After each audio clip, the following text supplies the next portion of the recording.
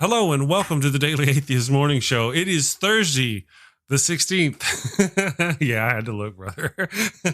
Thursday, the 16th of April, 2020. Good morning, everybody. I have got Justin Downing, the Empathetic Atheist, joining me this morning. Good morning, Justin. How are you doing? I'm good. How are you? I am wonderful so far. And we also have a guest this morning, Robert Peate. He is an author, an atheist author, a friend of mine going back years on Facebook. How are you doing, Robert? Very well this morning. Thank you. Good. Good morning, everybody. I got to do the glasses thing. I managed to get this far without them. Okay, here we go. I want to say hi to everybody in the chat. Kristen is here. Neil is here. And he's actually talking to Justin in the chat, wanting to know if Justin's gotten enough sleep already from last night. I guess y'all had a late show. Yeah. I ended up actually getting off a little early. Oh, let's see. Oh. Gotcha. Godless Granny is here in the chat. Let me see here. There was somebody else hiding in the chat. So, and let's see. Krista. Oh, Brainbug. I knew Brainbug was in there somewhere. Hey, Robert P., do you remember the movie Starship Troopers? Oh, yes. Yeah, you remember the Brainbug from the show? It's been a while, so I can't say I remember that name. The big brain, the bug at the end. It's a big bug. It's the brain Okay, bug. yeah, I think so. Yeah. Anyway, so she's joining us this morning. Good morning, Brainbug, Godless Granny, Neil, Kristen. Hope you guys are doing great. She said, Godless Granny said she found a filter. We'll find out what that means later. I think I understand. Good morning, Apologetic skeptic. So we've got Justin Downing, the Empathetic Atheist. He has joined us this morning as a guest host. He's already been on the show once, so I like to have him back as guest host. And we actually made it happen this time. Good morning, Justin. Good morning. And then, of course, Robert. We've got Robert P., the author. Now, Robert has got a very interesting thing. As we get, especially around Easter, it really comes to mind. He's got a play. He wrote a play even. Do you want to tell us a little bit about your play? Actually, just tell us about yourself. I forgot. Pardon me. I got so excited about the people in the chat. Hi, Wooly. Good morning, Wooly. Hi, Wooly Ignorant. Nice to see you this morning. So, Robert, do you mind introducing yourself real quick for our people? I don't mind at all. I'm a writer, an English teacher. I live in the Portland, Oregon area with my wife and children. My wife and I are both teachers, and writing is my idea of fun. Also, I was raised atheist by two atheist parents, and I've spent my life trying to use my writing to address social issues, and obviously religion is a big one of them. We were talking before the show about Neil the 604 Atheist and his deconversion stories. He does those deconversion stories, but being raised by a pair of atheists also sounds like a fascinating story. And Neil might be interested in having you on his show for that. Similar notions. Anyway, Neil's all about that. I say that because Neil's in the chat. Normally, he's not stalking me in the chat this early, and then I try to get their little story. If I get people's deconversion story, he'll get after me. He's like, "That's my show." So, so that I wanted to ask about that, and then because at least maybe he'd be able to get you on there for that purpose. Are you hearing me, Neil? Hopefully, you can get Robert on there. So I've known Robert for a long time. Robert and I wrote our books, I think, about the same time. Robert's written many more books than I have, but that's how I met him. Was back during book club, atheist book hawking, whenever I was selling my book. And so now you've got the play out. You in your message you said something about the Passion of the Christ. Yes, well, actually, this book has been out. This play has been out for a while, and I always think of it around Easter time because it's relevant. But what I wanted to say about the Passion of the Christ was that I had for several years thought that Jesus was a mortal man, a charismatic leader who just happened to survive his crucifixion, and Christianity is just a big misunderstanding. I considered that so obvious that I didn't feel a need to write it down, which strikes me as absurd in retrospect. But what prompted me to write it down was The Passion of the Christ, which, as I'm sure you know, is still the most successful independent movie ever made. And I just got tired of being surrounded by this religion. Time magazine had a cover story about why Jesus had to die that year. And I thought, okay, you know what? That's it. I've heard this point of view long enough, and now I am going to put out my view, because that's fair, right? Mm-hmm. So I wrote the play 2004 to 2005, and essentially you've got this charismatic leader in Judea who's a little bit arrogant, actually, but he's a devout Jew, and he really believed that his God would protect him. He felt protected by his divine father. If you notice in the Christian Magic Manual, he never claims to be God or even more of a son of God than anybody else. So he saw himself as a devout Jew. And I don't know how far you want me to go, but it was just the popularity of the Passion of the Christ that got me off my seat to say, okay, that's it. I'm done listening. I'm talking now. Gotcha. Kristen says she's never seen The Passion of the Christ. Epileptic Skeptic. I really appreciate your description. Epileptic Skeptic says it's torture porn in her opinion. Yeah, I can see that. Yeah. And you also called it the Christian Magic Manual. Oh, well, I used to play Dungeons and Dragons, so I call the Christian book that, because that to me is what it is. Although, we could also call it the Christian novel. Yeah, novelette, novella. I call it. Well, it's in 3 parts. Which part? You got the Old Testament, the New Testament, and then the Mormon book, which is like episode 3. Well, it just kind of depends on how. There's lots of 3 parts. You've got Judaism, Christianity, and Islam. Book 1, book 2, book 3. Sure, yeah. And I just mean the 3 parts of the Christian. Yeah. In a subset of Christianity as well, yeah. Somewhere you were propping up somebody's Trinity argument right here. So you get the 3 books: Time, Matter, Space. Yeah, well, Christian Magic Manual. I enjoy that. I've got this series, Robert. I don't know if you've heard about it. It's called The Evil God Monster of Abraham. I just dropped episode 11 yesterday.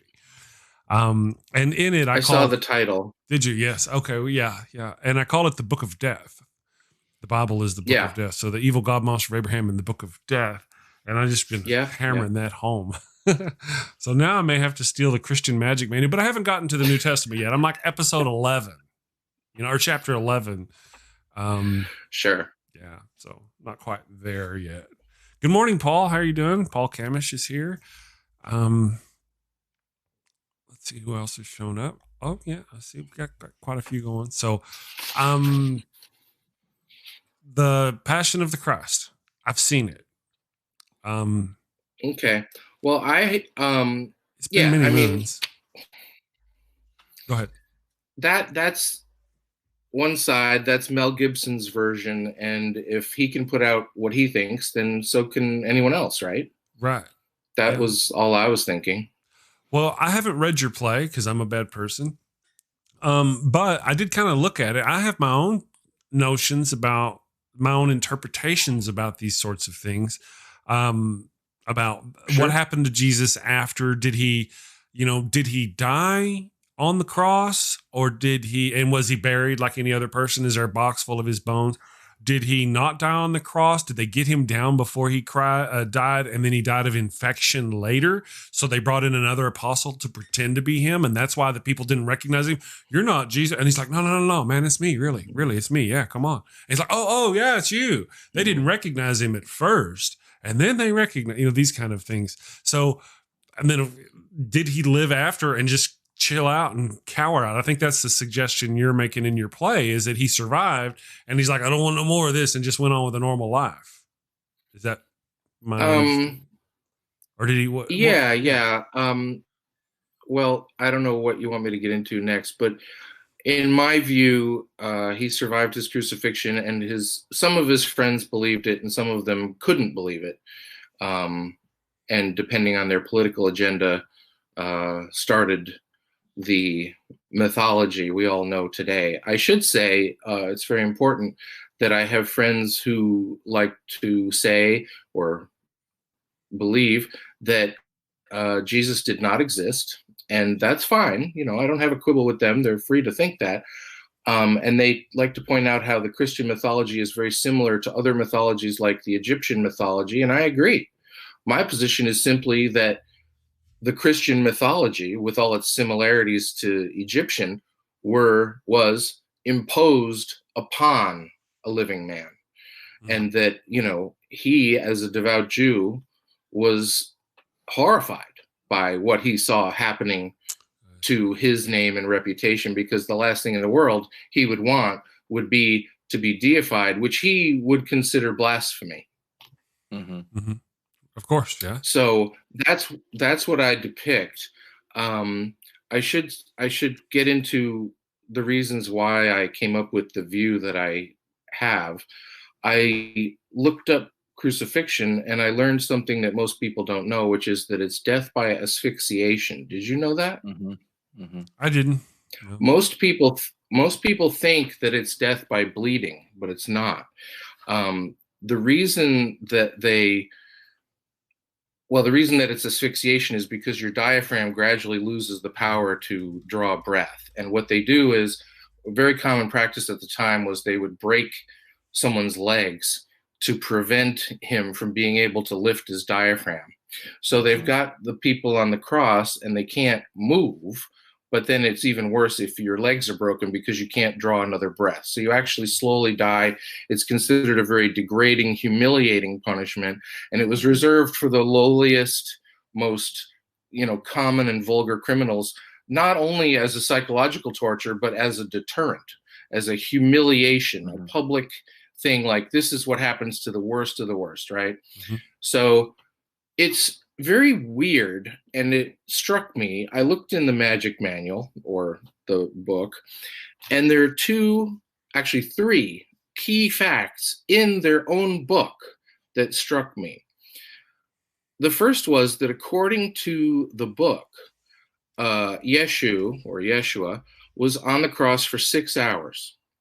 He was crucified around 3 p.m. on a Friday, if you want to believe it's a Friday, whatever, and taken down about 6 hours later. Now, according to doctors, according to medical science, it takes about 36 hours to die on the cross. It takes about 36 hours to suffer the asphyxiation of crucifixion, and that's with your legs broken. So the other key fact that's in the book is that it specifically mentions that his legs were not broken. Now, I personally think that the writers did not see the significance of that, and they thought it as a sign of the Romans' respect for Jesus or something, but they didn't realize that they were giving away the evidence for why he would survive. So he's on the cross for only 6 hours, loses consciousness, is able to breathe, his legs are not broken, and this is why Pilate is amazed to be told that he's dead, because Pilate is familiar enough with the punishment to know that it takes longer. He asks the centurion to verify the death, and the centurion pokes him with a spear. Now, anybody unconscious from lack of oxygen is not going to wake up. So the centurion comes back and says, yeah, he's dead. I poked him with a spear. And Pilate's like, okay, Joseph of Arimathea, you can bury him. He's dead. I mean, if only the centurion had taken his pulse, right? And all of this is in the book, but the ancient writers didn't think to take it out because they thought that it showed how divine Jesus was, when it actually shows the opposite. Gotcha. I didn't know that. Yeah, and to add on to that a little bit, not only was that out of common practice, but also after someone was crucified, it was common practice in that time afterwards to take the body and basically feed the body to the dogs, the dogs of the surrounding area. I hadn't heard of it. Oh, I'm sure. Native Atheist says, I heard about almost 40 Jesuses dying under the cross under Pilate. So I guess have you heard that there was other Jesuses who died under Pilate? I've never heard that before. Well, I don't know what you mean by other Jesuses. Other self-proclaimed prophets. Oh, well, they were everywhere. Right. So that's no surprise. I'm sure they were getting crucified. Yeah, on the regular. That's interesting. I never heard. Go ahead. But it's in the book. And then, so the next thing I wanted to get into was this guy, Joseph, takes the body and places it where? In a tomb, the safest possible environment for an unconscious man to recover, where no one disturbs him for 2 days. Then, according to the magic manual, Mary comes, I can't remember if it's Sunday or Monday morning now, but it depends on what gospel you read. Yeah, so she finds the door to the tomb open and Jesus's body gone, right? Now, here's another thing that most people don't know about these tombs. They think that they're blocked with a boulder. They're not. The tomb doors are actually giant flat discs. They're circles. They're flat discs that roll on a track. So even a man who was weakened by crucifixion and recovered could roll the disc sideways on the track. Yeah. Yeah. And the other thing I should just mention, because it's historically interesting and shows how little Christians know about their own God, in addition to not knowing his name, they call him Jesus, but that's not his name.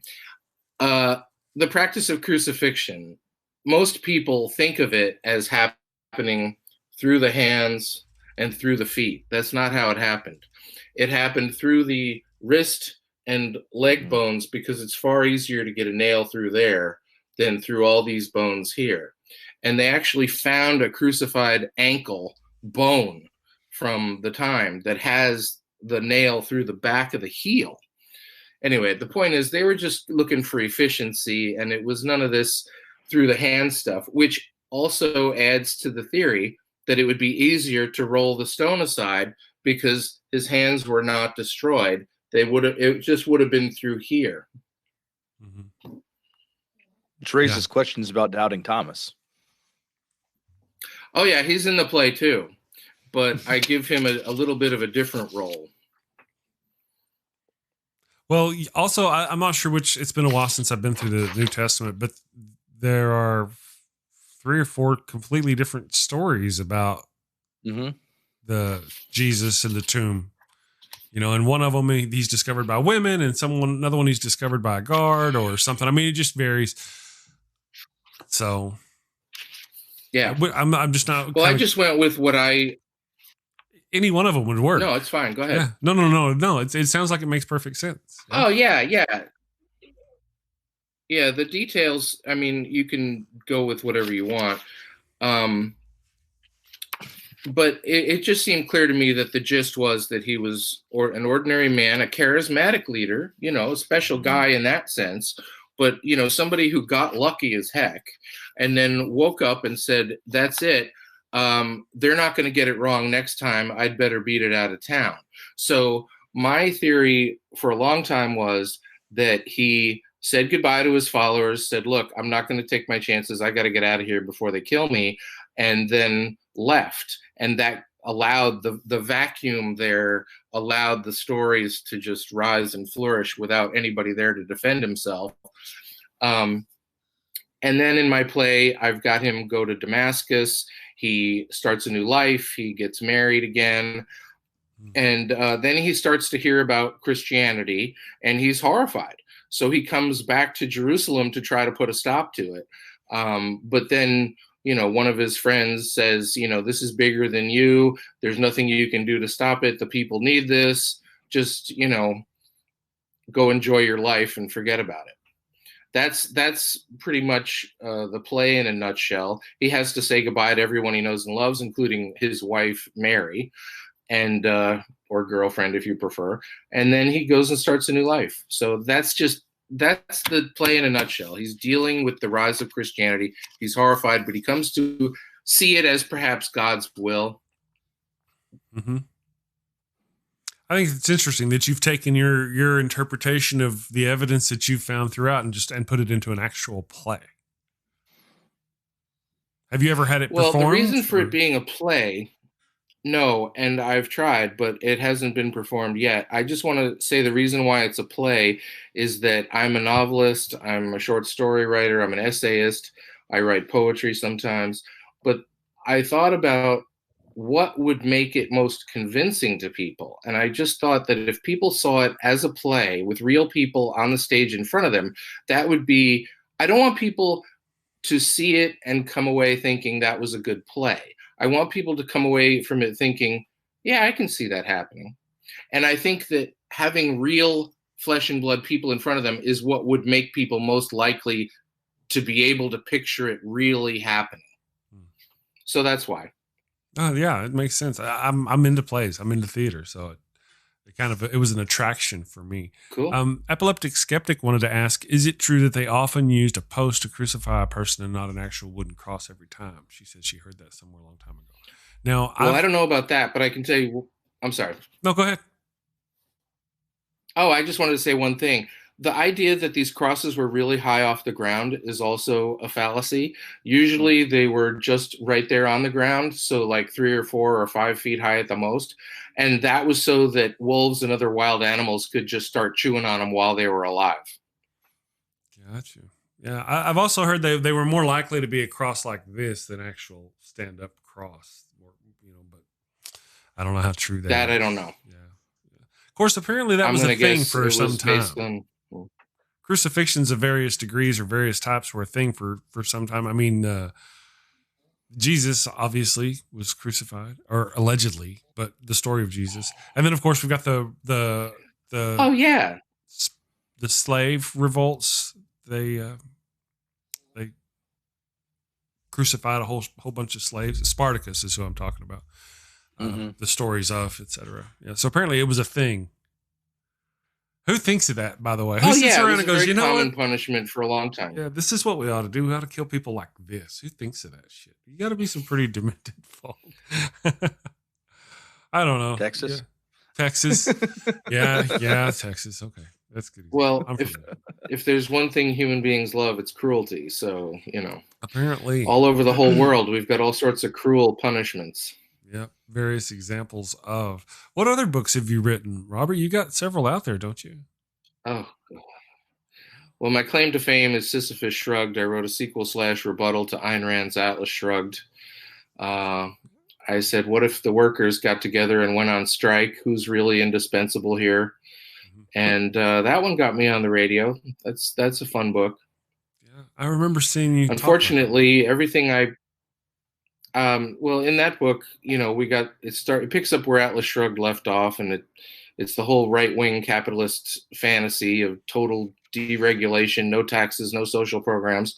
And then the workers say enough, and they band together, go on strike, demand liberal reforms, and they get them.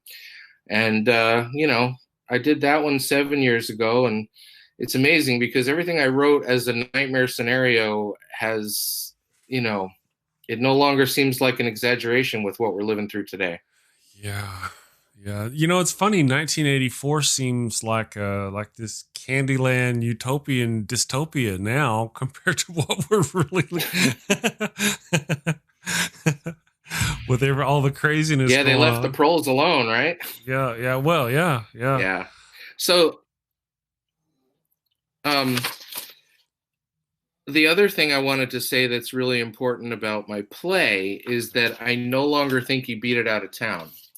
But that doesn't change the fundamental underlying view that I have that he was mortal. And I should mention that this play is fiction. This is just my view of what likely happened. I do not present this as truth.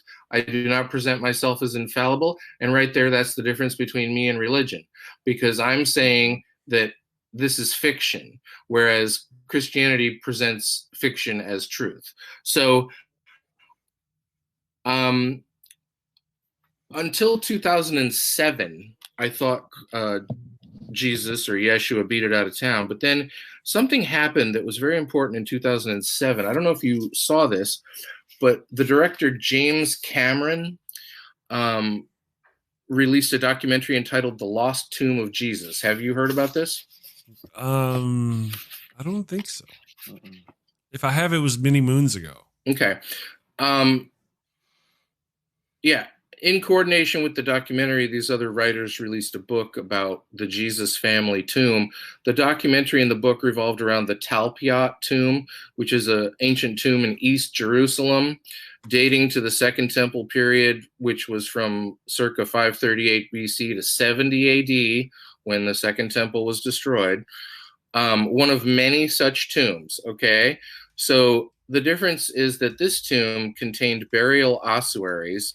Are you familiar with ossuaries? Yes. Okay. So for those who don't know, those are vessels containing human remains. They were very common at the time. And in this temple, in this tomb in East Jerusalem, they happened to find ossuaries labeled with the names Jesus, son of Joseph, Mary, Joseph, Judah, son of Jesus, and Marimene, or Mary, the teacher. So what does this mean? We have burial ossuaries of Jesus, son of Joseph, Mary, Joseph, Judah, and Mary, the teacher. Well, I think it means we've found Jesus's family tomb. And that's what Cameron and his colleagues proposed. This caused a huge firestorm of controversy. A lot of people dismiss it. They say it could have been any family. Okay, fine. But this one scientist, I'm trying to find the numbers here. This one scientist did a statistical analysis of the probability based on the number of ossuaries found that all these names would be found together. Mm-hmm. And he said that it is 600 to 1. Okay. That's not bad, really. Carry on, I'm sorry. No, it's not bad. But, okay. Now, in my view, the only reason to think that that's not the famous family is religious. I mean, okay, we don't have proof that it's them, but logic tells me that it is, because you've got a 600 to 1 chance that it's not. And it doesn't matter to me if it's them or not, right? If it is, that just means that Jesus stayed in town and got to marry Mary, and the whole thing died down because he probably promised the Pharisees that he would not rabble-rouse anymore, and they let him live. Okay, so he got to stay, he got to marry and have a child named Judah with Mary, and they lived happily ever after, and they stayed in Jerusalem. The only difference with my play is that he stayed in Jerusalem versus going to someplace else. But that doesn't change the fundamental reality that he was mortal, right, in my view. Well, there's always the possibility that he could have left and returned later when things cool down. Yes. He didn't have to. Yes. It's not an either or. He could have come back. Yeah. Yes, you're absolutely right. This is very interesting to me, because a lot of times when I engage with people of belief, I use epistemological questioning with them. And a lot of times my question is, well, what would, break down your belief system? And most of them would say, if somebody found the remains of Jesus, which is why it was such a dust up when he made that claim. So I mean, that's definitely something of great interest to me, because if we can find the remains of Jesus and basically and take down the resurrection as a fictional story, then the entire foundation of the belief of Christianity would break down along with it. Well, you'd think it would, wouldn't you? Unfortunately, faith is not at all interested in truth, and people believe what they want to believe regardless. My work is aimed at the open-minded Christian who's at least willing to consider another point of view, mm-hmm. not the hardcore believer. And my view is, if your faith is secure, you can handle my play. I'm not telling you this is the truth. I'm telling you this is one scenario that I considered likely based on the information I had at the time. And I even update it with the ossuary discovery to say, okay, maybe he stayed in town, or as Chris suggests, left and came back. But the point is, I'm actually basing everything I've done on all the science and archaeology I can get, which is, different from, let's say, the book of Revelation. Right. Yeah. We have somebody who made a comment in here. Give me just 1 second to find it. I think you'll like it. Gary Priestley. Hey, Gary. Good morning. Good morning. And there's Richard Wood, too. Good morning, Richard. Gary says, this is one of the best takes on the resurrection I've ever heard. Robert, I got to find your books. And somebody else pointed him to your links in the below. So, and then Richard Wood. Thank you, Gareth. Yes, Richard Wood wanted to say Rand collected Social Security to survive to old age. Yeah, she didn't want to. Her social worker, Emily Pryor, had to argue with her like heck to get her to accept it on the basis of the fact that she had contributed into it her whole life, you know. Mm-hmm. And so she grudgingly accepted it. But my complaint with Rand is not that she took Social Security. I don't think that's hypocritical. Right. She realized she was wrong about her life work. The hypocrisy comes from her not admitting it publicly. She realized she was wrong. She took the money, and then she lived another few years, during which time she never once admitted it publicly or acknowledged the value of a social safety net. Right. That is my complaint with Rand. Well, if she took the money at somebody else's urging and only because she was desperate, she may have never thought she was wrong. And especially if she was convinced that she paid into it, she might have been convinced, you know what, that's your money anyway, because you paid into it. You've been paying into it all these years. You may, you know, I could see her never really giving in, but you know. Once again, Chris, I have to say you've hit me with an idea that I hadn't thought of, and I appreciate it. That's 2 in this show alone. Wonderful. Wally Cody, super genius. You know, put on a card. Good morning, Uri Bench. Uri Bench is in Israel. Very interesting. Always throws out some interesting comments. And God equals the square root of -1 is here this morning as well. Good morning, everybody. Nice to have you today. We've got a very interesting guest. Robert has got some interesting views. I kind of share. I've said something similar. I didn't have the huevos to put it in a play. That's awesome.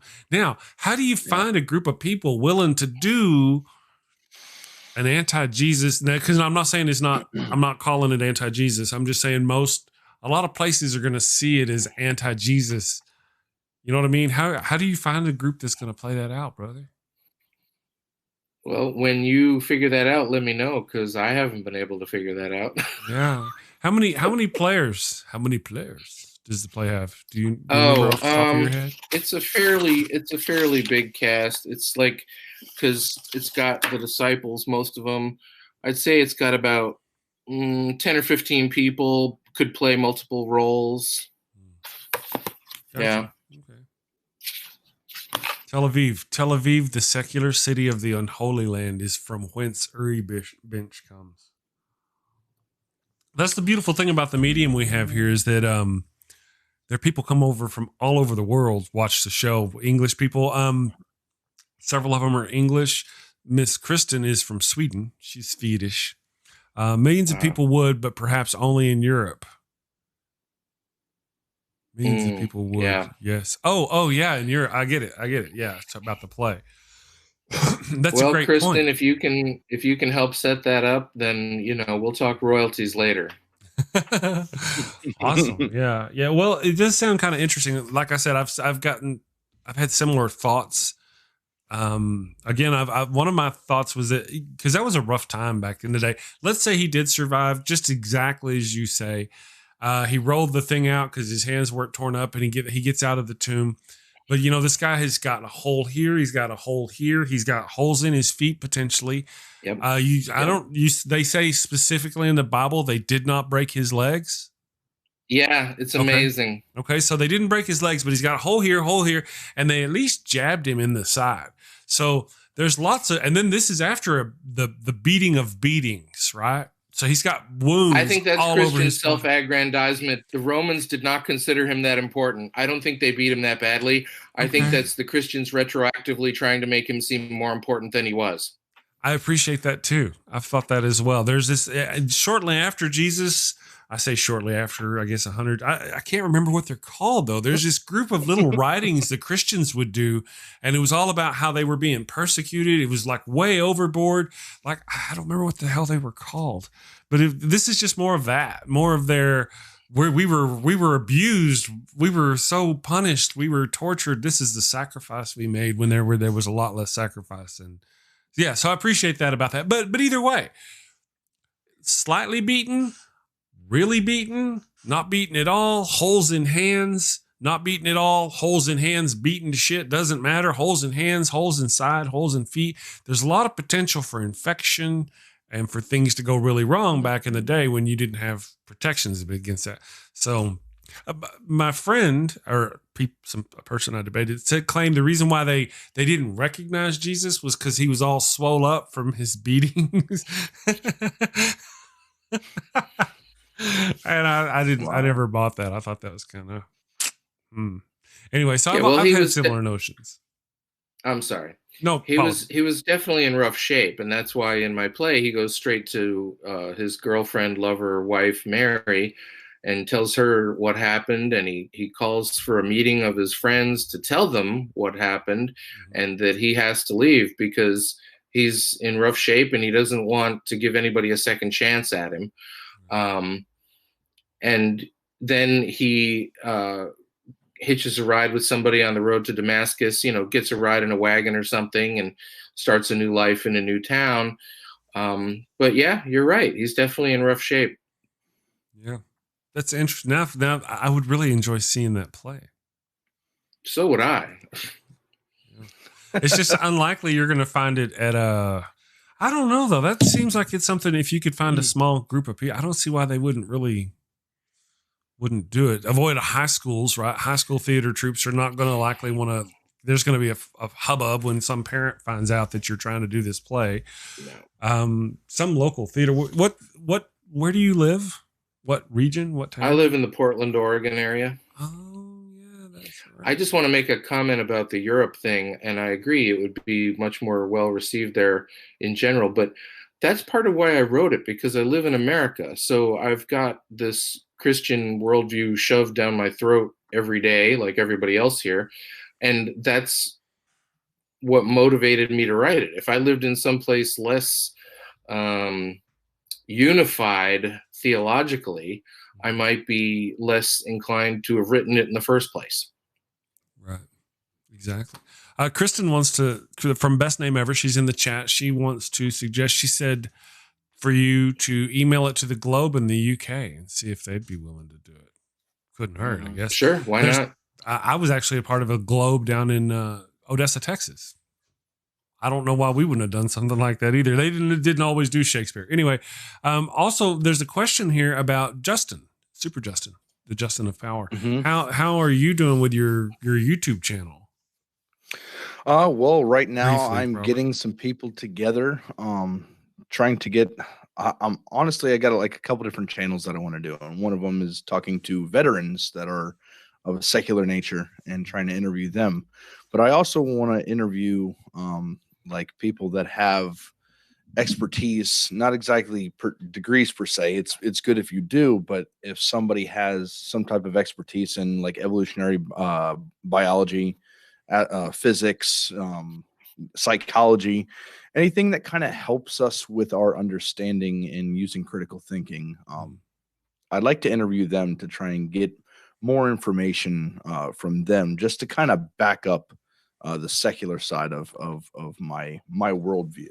Has the pandemic slowed you down or helped you out? Well, I have been slowed down because I currently quit my job for moral reasons. I was doing HVAC, and we were walking into people's houses that we really didn't need to be walking into. Older people that I could, give the coronavirus to, because I'm in 4 other people's houses that day, and I'm walking into his house to hose down his outdoor unit because I do HVAC. And I'm saying, hey, we could wait a few months for this. And they're saying, oh, we're taking all these precautionary measures, while I'm walking into my office and there's somebody sitting in there with a fever, and they're not sending them home. So I was like, you know what? I'm going to wash my hands of this company. So I've had a couple different interviews. I'm actually waiting on a word back. So that has slowed me down a little bit, trying to figure out a means of another income. Gotcha. Well, it gives you more time to build channel, I guess. Yep. From that perspective. And if anybody has any expertise in anything, go ahead and try and get in touch with me.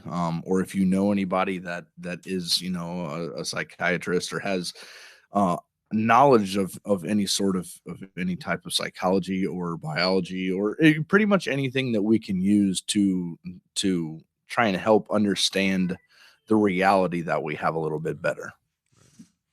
I have another question here from Native Atheist. Good morning, Native Atheist. It's from also. Oh, real quick, while we're still on Justin, your friend Casey Thomas is here to support you in the chat. Just saying, he's saying hi. Yes, I saw that. How's it going, Casey? And then Native Atheist has a question again for Robert. Wants to know if Robert has a YouTube channel. I don't believe you do. Do you, Robert? No, I prefer to write. Yeah, he's more of an author now. You write, you teach writing, you teach English, these kind of things. I am an English teacher. Both my wife and I are teachers. Of course, right now we're not working at schools. My wife teaches full time. She's working from home. I'm a substitute teacher, so I'm not working at all, which has me on unemployment. And the good part is I have a lot of time to write. Yeah, I was on unemployment too. The company I worked for, I kind of nerded myself out of a job. They had a real bad IT. I fixed it all up to where they're like, you know what? Now that you fixed it all up, we really don't need a full-time IT person.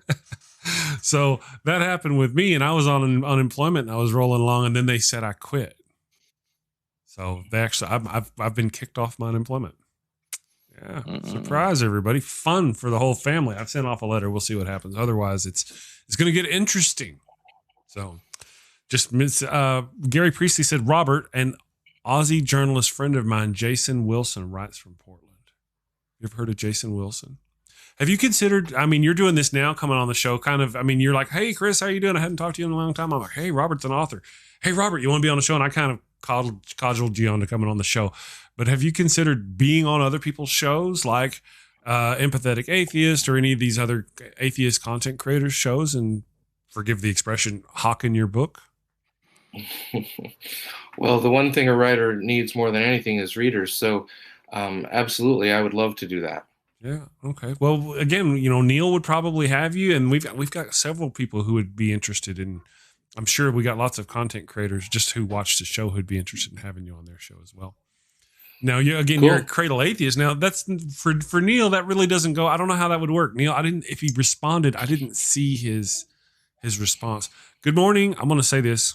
I'm going to see if I can say it right. You guys. Let's see if I can do this. Good morning, Waven Taylor. Nice to meet you, Waven Taylor.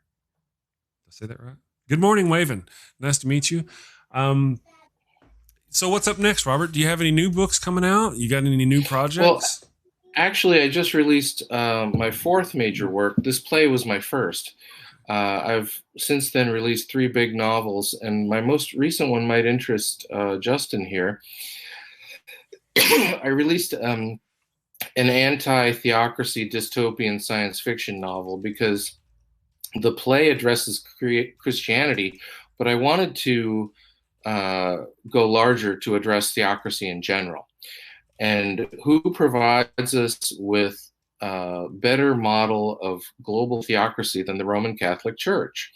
So they make it so easy, you don't even need to really make much up because they've got the model right there. So I created a global theocracy based on the Roman Catholic Church. And as I say, I wrote a science fiction novel about it. I usually tell people it's like a combination between the Hunger Games and the Handmaid's Tale, because if you notice, the Hunger Games is great. I love that story. But if you notice, the one thing glaringly missing from the Hunger Games is religion. And that's understandable because she didn't want to offend anybody. So it's great, but there's no organized religion in that story. I decided that I didn't care and I was going to challenge and offend as many people as possible. So in my story, I've got human sacrifice. That's the similarity. And I've got, the theocracy is the enemy. The difference between my story and The Handmaid's Tale is that The Handmaid's Tale is the most brilliant possible critique of the patriarchy and sexism under the guise of religion. In my story, there's no patriarchy. Men and women are equally good or bad, because I wanted to make clear that the theocracy is the issue, not sexism. So you've got evil men and women at the top of the church. You've got good men and women fighting it. You've got good men and women, ordinary citizens, right? So I could go on about that story. but it's called The Sun Children. I'm very proud of it. And just to clarify matters, I made them sun worshipers because that's the oldest religion, people thinking the sun was a god. I just wanted to clarify matters. So that's why. You know, it would seem to me, and I am absolutely no expert, but it would seem to me that the sexism is actually a part of the reason why religion is so bad. A good hunk of the reason why I down religion is because how it treats women. Well, sure. It's just a tool of the patriarchy, really. Yeah. So it's hard for me, and I can understand, I appreciate actually how you separate them in your story. But in our current situation with the religions we actually have, the patriarchy is a good hunk of the problem. Yeah, I consider sexism the world's biggest problem. Religion is pretty much just a tool of the sexism. Gotcha. See, I've never seen Handmaid's Tale, and people in the chat are mentioning it. So I probably need to catch up on that one. Yeah, I could not do a better job than Ms. Atwood did on that one. How many seasons do they have? Do you guys know? Anybody know off the top of your head? Yeah, it's 3 now. 3 seasons. Okay, because that's something I could probably drag my wife through. We watch shows together. So. But the episodes are so powerful, it takes some time to recover from each one. It's hard to binge watch that show. Really? Well, that's fortunate for us because we don't binge watch stuff. Usually we watch 1 or 2 episodes, possibly a day. You know, we don't sit for a weekend and watch. So that sounds kind of actually what we'll do sometimes. A lot of times, Neil, unfortunately, I've got my content creator friends who also do live shows. And I try to support them by being there. But Neil's show usually happens right like at dinner time when the wife has gotten home and we're cooking dinner and I try to do the thing. And then after that, she and I will watch the show and sometimes I'll pop up and do the thing. So during dinner, sometimes we will discuss the show we watched before. So if something like what you're talking about with this movie or this series is really good, we'll watch those episodes. We'll sleep on it, go to work, think about it during the day. And then during the mealtime, before we watch the next episodes, we'll discuss what we thought about the last episode. So sounds like a great trip. Handmaid's Tale, putting it on the list. I definitely recommend it, but it is tough. Yeah. Godless Granny. By the way, GG, Godless Granny. Godless Granny is going to be my co-host tomorrow on the show. She's fun. The wife told me yesterday that you're one of her favorites. She really enjoys you. So she wants to say that you're right. Very emotional show. No, Stephanie, Epileptic Skeptic, I have not seen Handmaid's Tale. It's now upon the list. So I'll have to do the thing. And yeah, I'm sure the wife would probably love it. The wife's all about. Now, I don't know, though. Is it a story about... Are there strong women in this, or how's it? I know the women are oppressed, I believe. Am I right? Yes, conservative Christian wacko group overthrows the U.S. government, imposes a, fascistic theocracy, and the reason in that story that they've given for their oppression is that there's a global infertility problem. Most women can't get pregnant. So the women who can get pregnant are essentially kidnapped and forced into slavery of reproduction and forced to be raped and give birth to their oppressors' children. And the babies are then given to the couple that cannot conceive. Wow. It's based on like the Midianites. I've never heard. I've just seen the picture with the ladies with the white hats and the red things. Yeah, they're the ones, they're called handmaids, and their job is to essentially be vessels of reproduction for the women who can't conceive. Oh, I need to watch it. It sounds like a lot of, and whenever you're describing it about a far right-wing group taking over the U.S. government, I'm like, man, that's very prescient. Well, that's why the show has gotten so much attention now. It was written in the 80s as a response to Reagan's conservatism, but really, it's hardly different. Yeah, I mean, today is pretty much the same. I mean, Mike Pence wants to give us that kind of situation, doesn't he? Yeah, absolutely, he would. I would like to probably suggest, yeah. It's very timely and relevant and horrifying. We have what is it called? The Blitz. Damn it. There's this government, right-wing group of people, a conglomeration of religious nutbag groups who are going around and pushing laws through our country. Project Blitz, I don't remember what the hell they're called. In Kentucky, they're pushing a law called the right to deny or something like that, to where they can deny you care based on their religion. So medical providers, health insurance companies, anybody like that can deny to care for you if you're gay or not the religion, if you're somehow helping you is against their religion. And they're pushing in God We Trust on buildings and laws through about moments of silence and prayers in schools and stuff like this. There's a group, Project Blitz. Thank you. In phase 2. Hi, Scott Varney. Scott, where you been, brother? Scott, man, come on. All right. Anyway, Scott, thank you for that. So Project Blitz. I've never seen Scott before, so hi, buddy.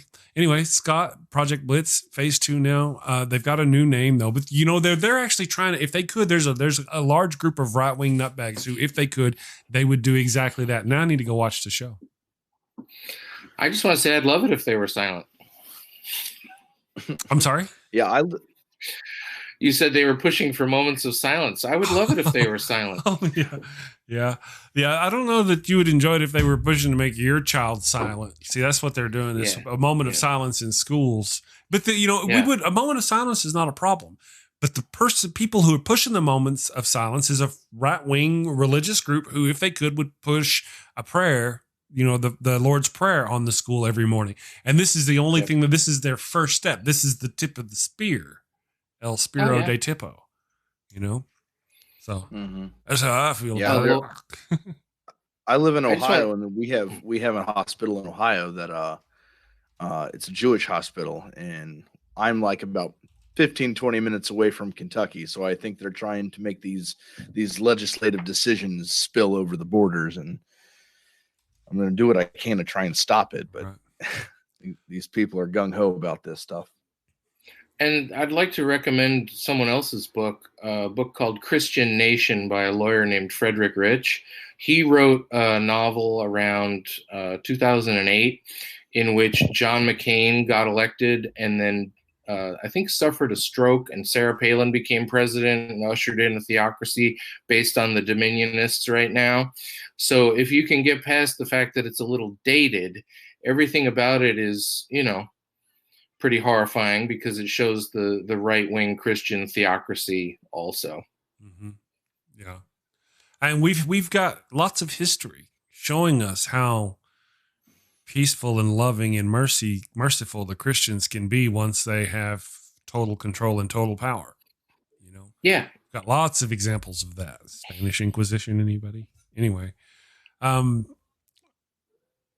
This says perhaps you can ask for help from the Freedom from Religion Foundation, Justin, Andrew Seidel, etc. And now there's also the American Atheists too. They'll do this. They'll step in and help with not so much legal matters, I guess. I must have missed what you said. You said something. Somebody's trying to push something, but the American Atheists will help with blocking political moves by Project Blitz. Yeah. So what I was mentioning is that there's a Jewish church in my city, and they're trying to say, hey, because we're a Jewish church, if you're depending on the circumstance or the situation, they're choosing who they want to treat and who they don't want to treat because of their religious views. Gotcha.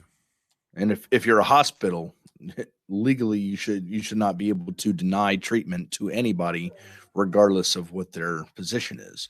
Their position isn't going to keep them alive. The nurses and doctors inside of that hospital are. So, thinking of it at a humanistic standpoint, you treat somebody because they need treated, not deny them because they don't believe what you do.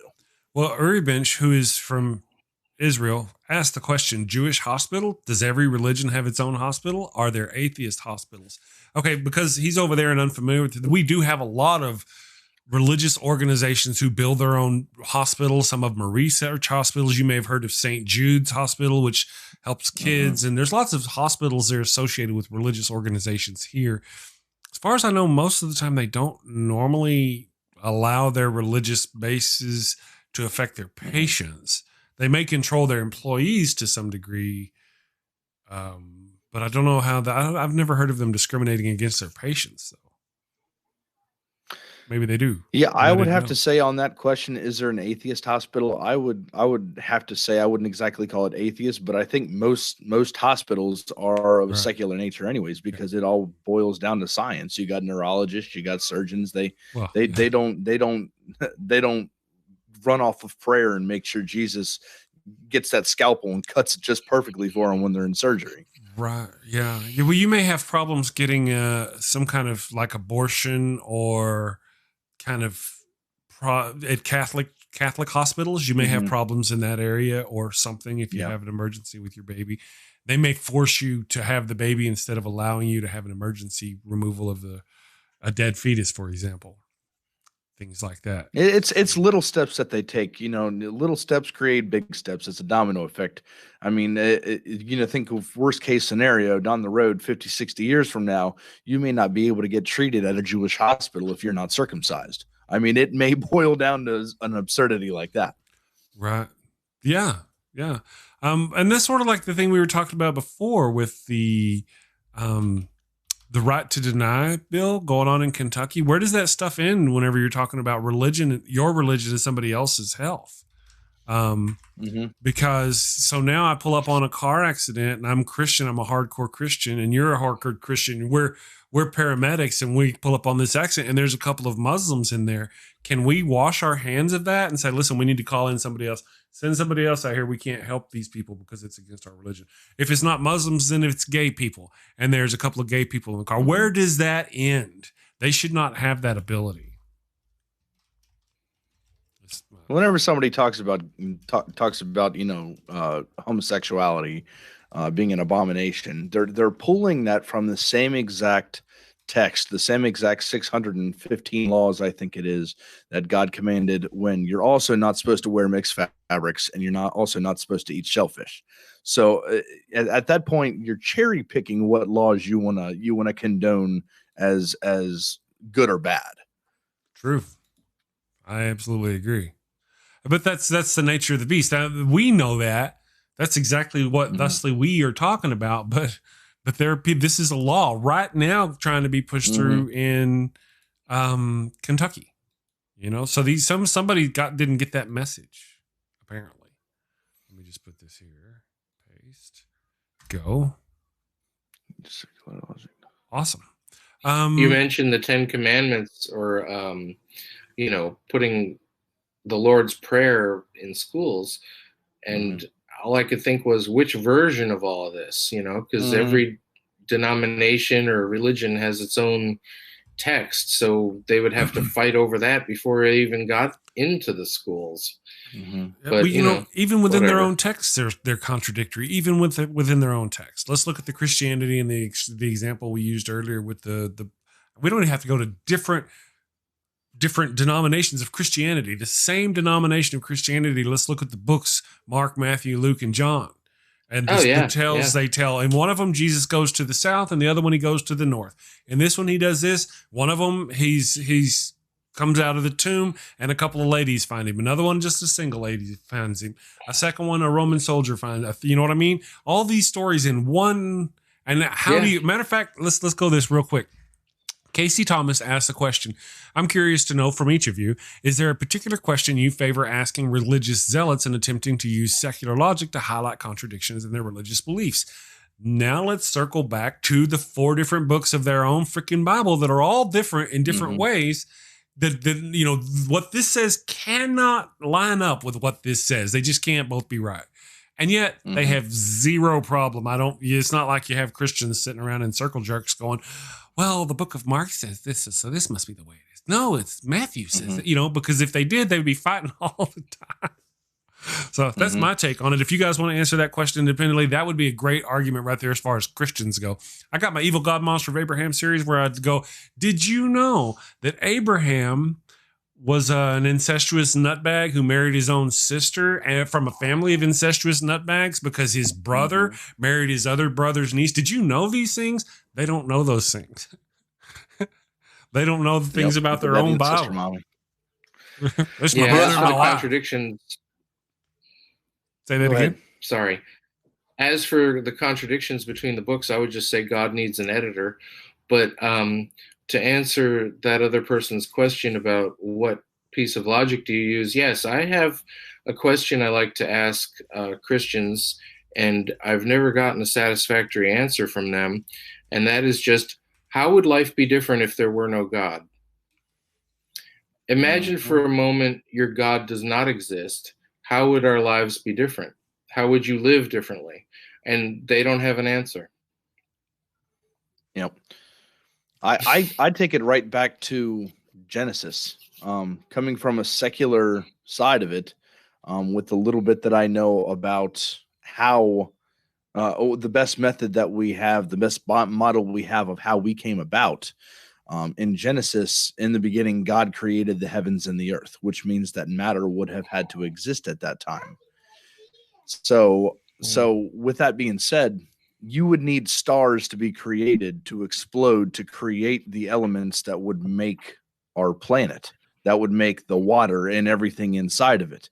So how can you have heaven and earth?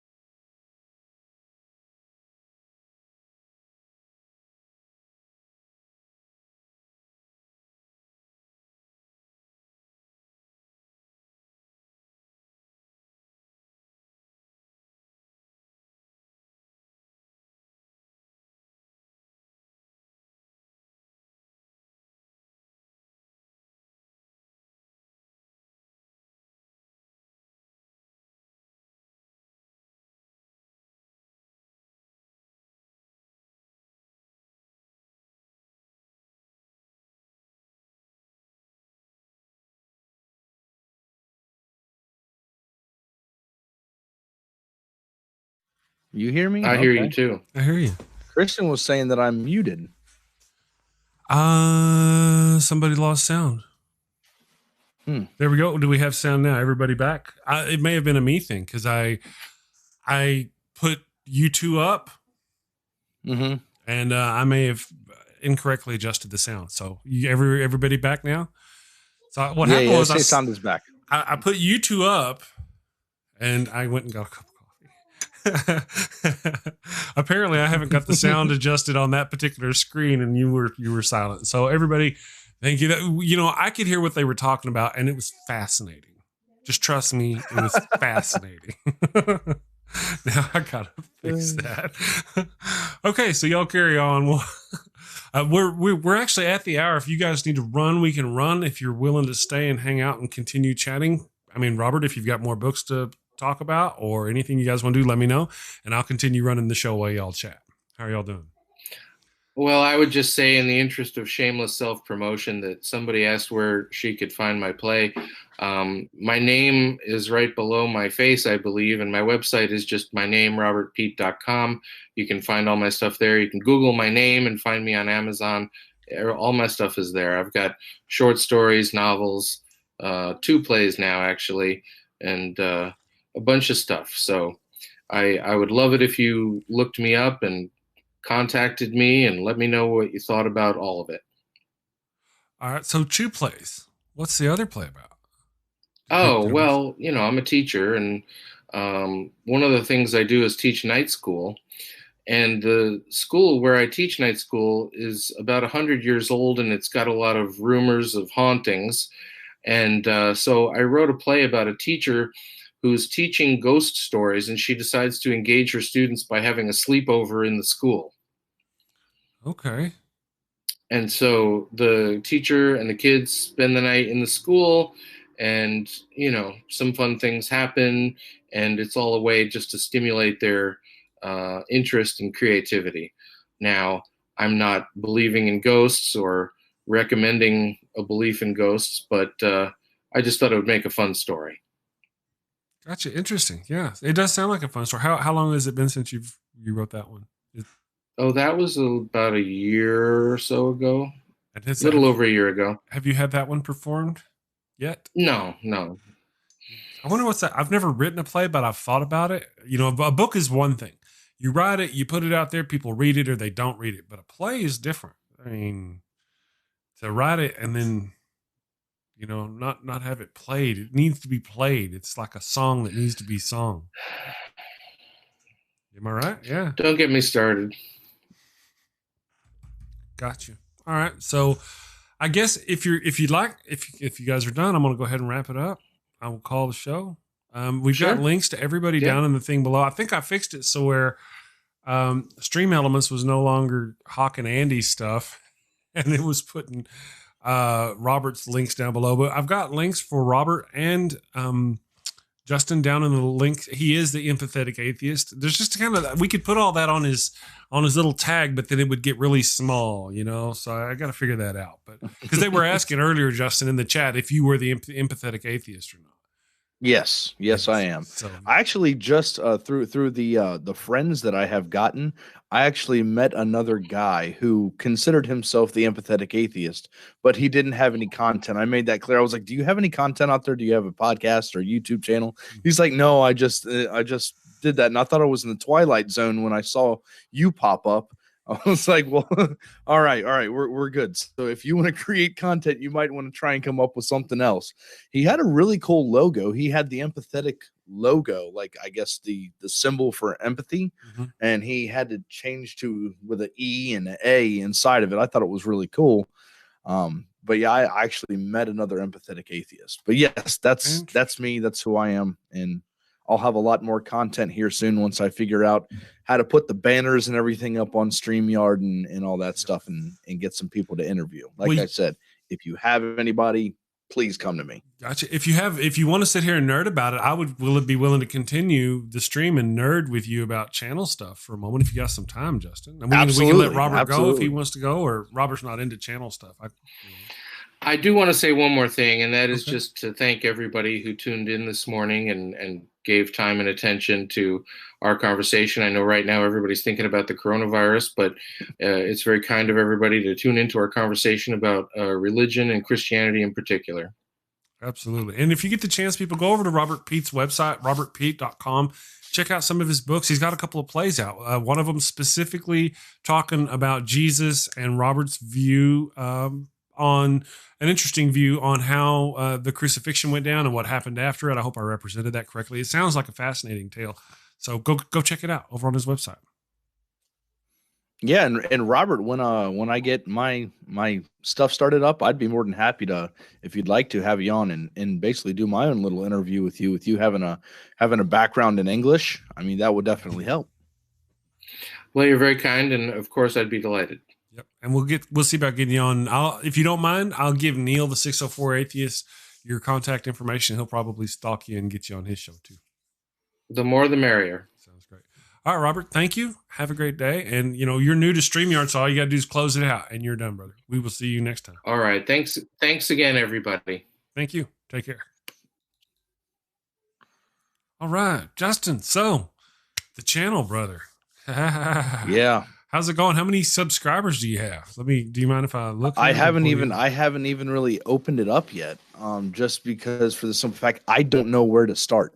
And I was actually gonna get in contact with you with how you do your show and everything, and how you make it look to the people watching it. I don't know where to start with it, and I'm extremely fascinated in it, and I'd love to get into it. I need to know step one. Okay. Have you considered prayer? in the words of late Christopher Hitchens, yes, I prayed once, and yeah, didn't work. Anyway, well, what I do, you're using StreamYard and you're wanting to use StreamYard. I can help you use StreamYard if you're talking, but I don't know what your goal is. So one of my it's more of like kind of like what you do, more of like interviews. Also live stream or recorded interviews. Well, I'd like to do live stream. So basically just like this, live stream recordings and or conversations. So I'm more than happy to have people of belief on my show and have a open conversation. Um, I really want to get on modern day debates, but I don't really think that with the way that I try and go about it, I don't really think that a moderator is typically necessary. Mm-hmm. So I'd like to, I'm more than happy to have people on as long as, before we hit the live button, they know to be respectful. And if they get out of line, I'll just cut it off and have to apologize to my listeners. But unfortunately, I picked a bad candidate to come on.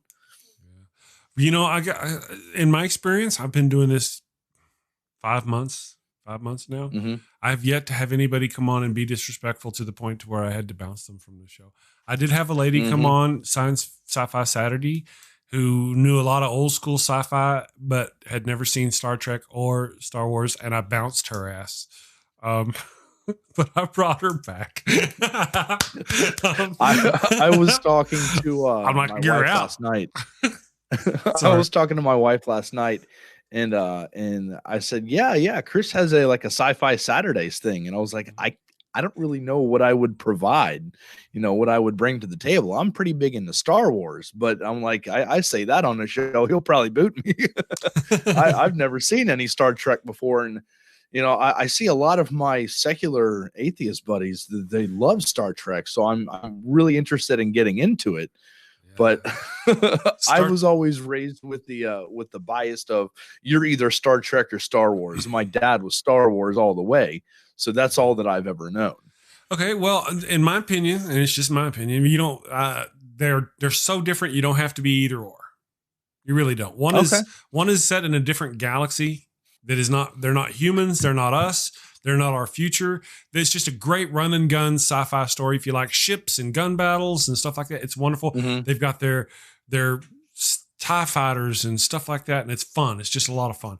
Star Trek is our future. It's how would you, if you could predict our future to be? Star Trek is an ideal vision for me. How I would like our future to be. We've got spaceships. Mm-hmm. We're out on missions of exploration. We're good. We're wonderful. That's kind of what Star Trek is. Star Trek's got a lot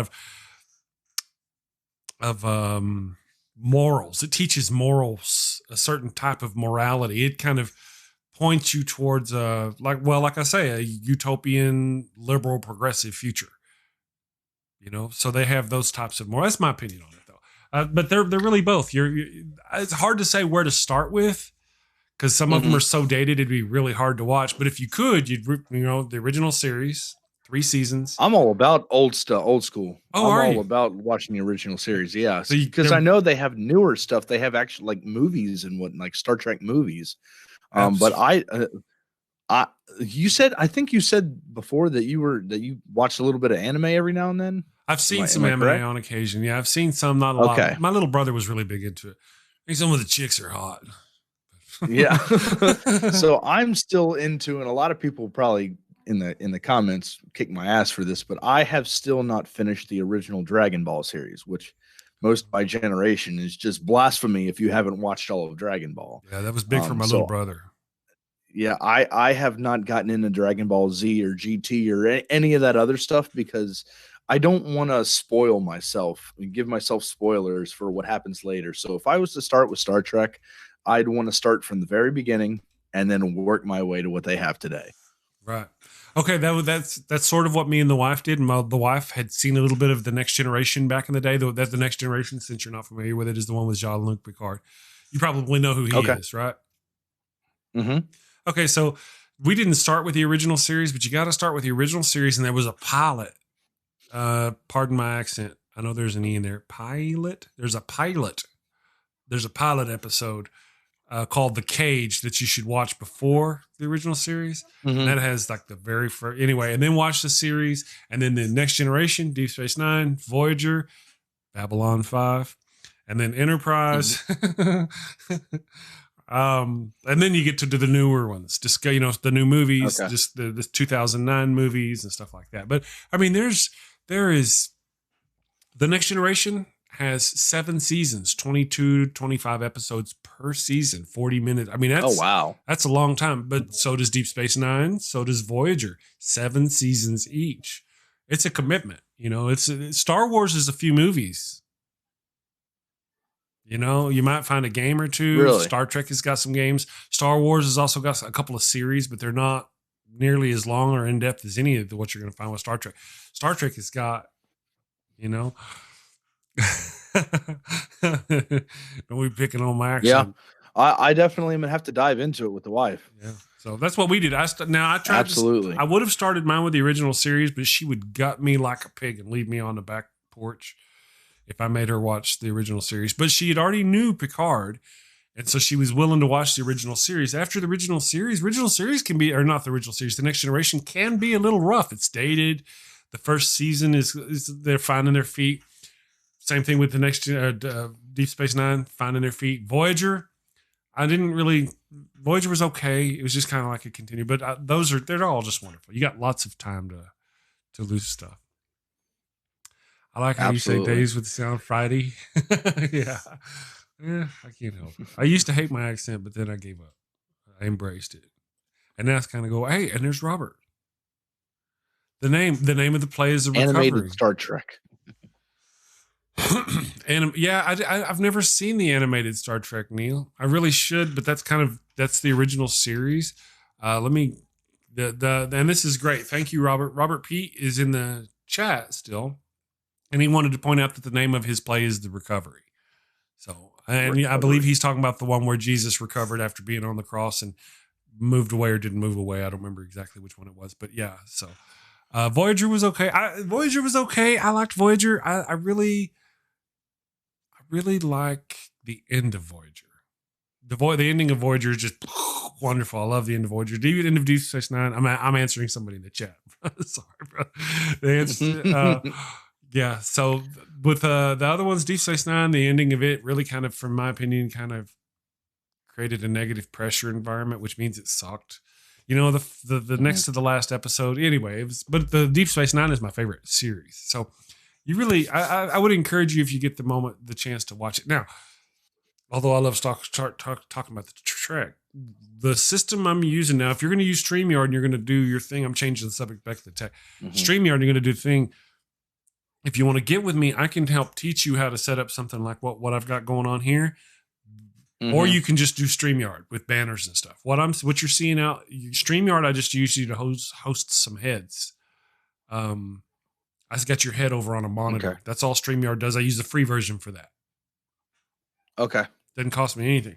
With StreamYard, if you're going to stream more than 25 hours in a month, you have to pay for it. It also has banner limitations and stuff like that. If you get the free version. Now, Critical Cripple, I'm sure you've probably seen Critical Dave around. Yeah. He created a script for Chrome. Thank you, Robert, for being here today, brother. I appreciate you. Pardon my burpings there, guys. Yes. So thank you, Robert. But Critical Cripple created a little program that makes the heads all stay in the right place and makes them bigger. You know, how with UC they move around and stuff, but they don't move. And then you're able to import this stuff into OBS. Use the free version of StreamYard. Use the free version of OBS. It doesn't cost you anything, and there are no limitations on it. StreamYard is easy because you just send people links. OBS doesn't have easy links, but you get StreamYard up, give them the easy links, use OBS to pull their heads into OBS and stream it out, and it's all free, and it saves coin, and it gives you much more control. With me being in between jobs right now, saving coin is definitely important. Yeah, no doubt. Yeah, I'd definitely like to, dig into a little bit later when it comes to putting some money into it to really add some paint to the show, if you will. Yeah. But yeah, right now I'm just trying to get everything started, get my name out there, and we got a good start. Get some interviewers.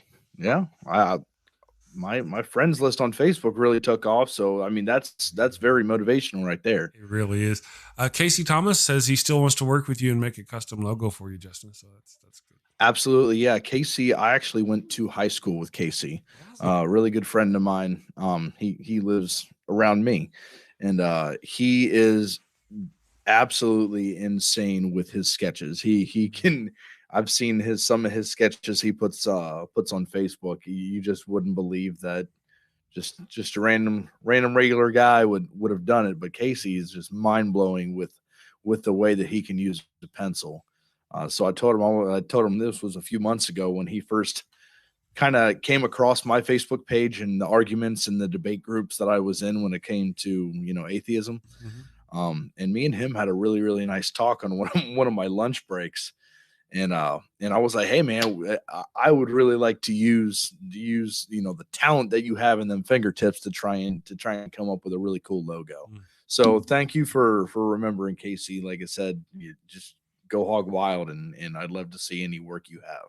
That's awesome. I've actually had artists on the show and just showcase their stuff. It's not always about it. Of course, the artist happened to be an atheist as well. Ease from Easyism Work Studio, man, he's got some crazy stuff. So, I wouldn't be against having your friend Casey up here if he's got work or if he's got a studio or if he does it for a living and he's got a website he's trying to push to stuff. I'd show his stuff. I'm not sure if he does it for a living. I definitely know it's a hobby of his. And I'm sure with him weirdos. I'm sure with him being of a secular nature, I mean, you guys could probably go down a couple rabbit holes with conversation, talk about his drawings, and he's very, very intellectual. So he definitely, I think he would be a good asset to have on just to BS with. That sounds like now you were saying your Facebook blew up, and I had a similar experience after meeting some people. My Facebook blew up. And here's my little story. January a year ago, I decided I was going to make a YouTube channel, drop my first video near the end of the month. And I worked it like a dog for 2 or 3 months, dropping video after video, working my butt off, tried to get into the live stream. And my live stream experience, I wasn't with these cool people that I've met. I popped in and it was like 2 atheists fighting over what it is to be an atheist. And then after that was over, they just kept trashing each other in the social media. And I was like, this is not what I want to be a part of. So I kind of stepped out and I didn't do anything for like months, 6 months or so. I'd drop a video like one every month or month and a half or 2 months. I'd drop a new video in there. I didn't want to. You go back and watch me. I'm like, all right, I'm dropping a video. And then in November, I started hitting it hard and heavy again and growing my stuff and working towards where I've been working. And it has been fantastic. I met a group of people who were wonderful. The same group of people you have met. Neil, the 604 Atheist, one of the first people I met. Best name ever. Critical Cripple. Dave doesn't come around anymore. Not because Dave doesn't love me. I don't think it's just because of my time. I moved my time back an hour and it got in the middle of other people's streams, I think. But Dave still shows up. He's running his own stream probably right now. If I pop his, so all these wonderful people, the same people you've met, helped me get the confidence to do what I did and help my channel live. And now here you are ready to build your show. It sounds like you need a little bit of tech. And you kind of need a little bit of vision. You're an IT guy. I'm a mechanic. I work on cars. I don't know how to press buttons on a computer. Right. That's my issue. Yeah, well, one of the things about StreamYard is it's kind of cool. I can build, or OBS, not StreamYard, OBS. I can build a show in my OBS and then just export all the scenes out to you and then send it to you and you could put it into your OBS and then just fix a few things like put the right camera in and have it all done. I went on Dave Worley's show whenever I was still using StreamYard and he was using OBS and I was watching, I was like, man, that looks pretty good. You could export that and you could export that and send me this to me and I could adjust it for my own purposes. He goes, yeah, I could. And then he went back to work. Yeah. That was it. I had to go build it myself. But I'd be willing to help I saw once I started watching your shows because I wanted to, I was watching your stuff for a while before I even was like, hey, I want to create content. Cool. And I was like, man, his shows, they're so cool. They got the flames in the background and they got all this other stuff going on. I was like, man, I wonder how much he pays a month to be able to do all this stuff. Not a dime. Nothing. Not a dime. There's other things. So I used, all right, it actually gets more complicated than that. Yeah. I bet it does. So I've got StreamYards over there on that screen over there to which your head is upon, and that's where your head lives. And I use it over here on this screen over here to pull it into OBS. but it's not really just OBS. There's a free version of OBS that's free. Then there's Streamlabs, which is okay. It's like the OBS you can build on yourself. It's like an open source program. So if you and I decided we wanted to do Stream Justin OBS, we'd have our own OBS. Anyway, so there's Streamlabs and Stream Elements. I use StreamYard and Stream Elements OBS to put out. See, so there's, and that kind of makes it to where you can use their features. So I go into Stream Elements on the web, and that's where I create that background. You create it actually as a template on the background. Then you come on your OBS and tell it for my background on the show, use this website. And it goes over to the website and it puts it up. So if you're watching, I'll show people watching the live. I'm going to take it off studio mode and we're going to watch live. So if I wanted to change from me to somebody else, you see how all the stuff takes it a minute to log in, and then we go back to him.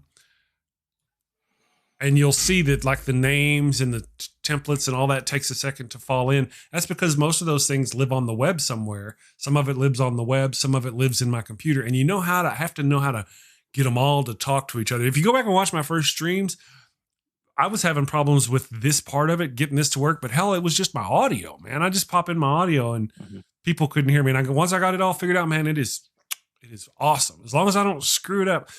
I had it to where I remember I couldn't get the audio right. So I went into the default settings. I said, use these mics and these speakers every time, no matter what, use them. And then you have to go into each scene and remove the ones you put in there, right? But now it has the default ones in, but you can't turn them off. So whenever I go to the starting soon stream, my mic is live and you're live, even though we're not being seen. And so I have to manually go turn those off. So now they're muted over here. Now we start the show. Hello and welcome to the Daily Atheist. It is Tuesday. Oh, shit, I forgot to unmute the mic. So now I got to come over here and unmute the mic. So I finally figured out, don't do it that way, do it this way. Now when I change scenes, it mutes mics, it does everything right. I mean, people don't realize there's an actual production that goes on here. Really, and I try to keep up with what's going on in the chat, man.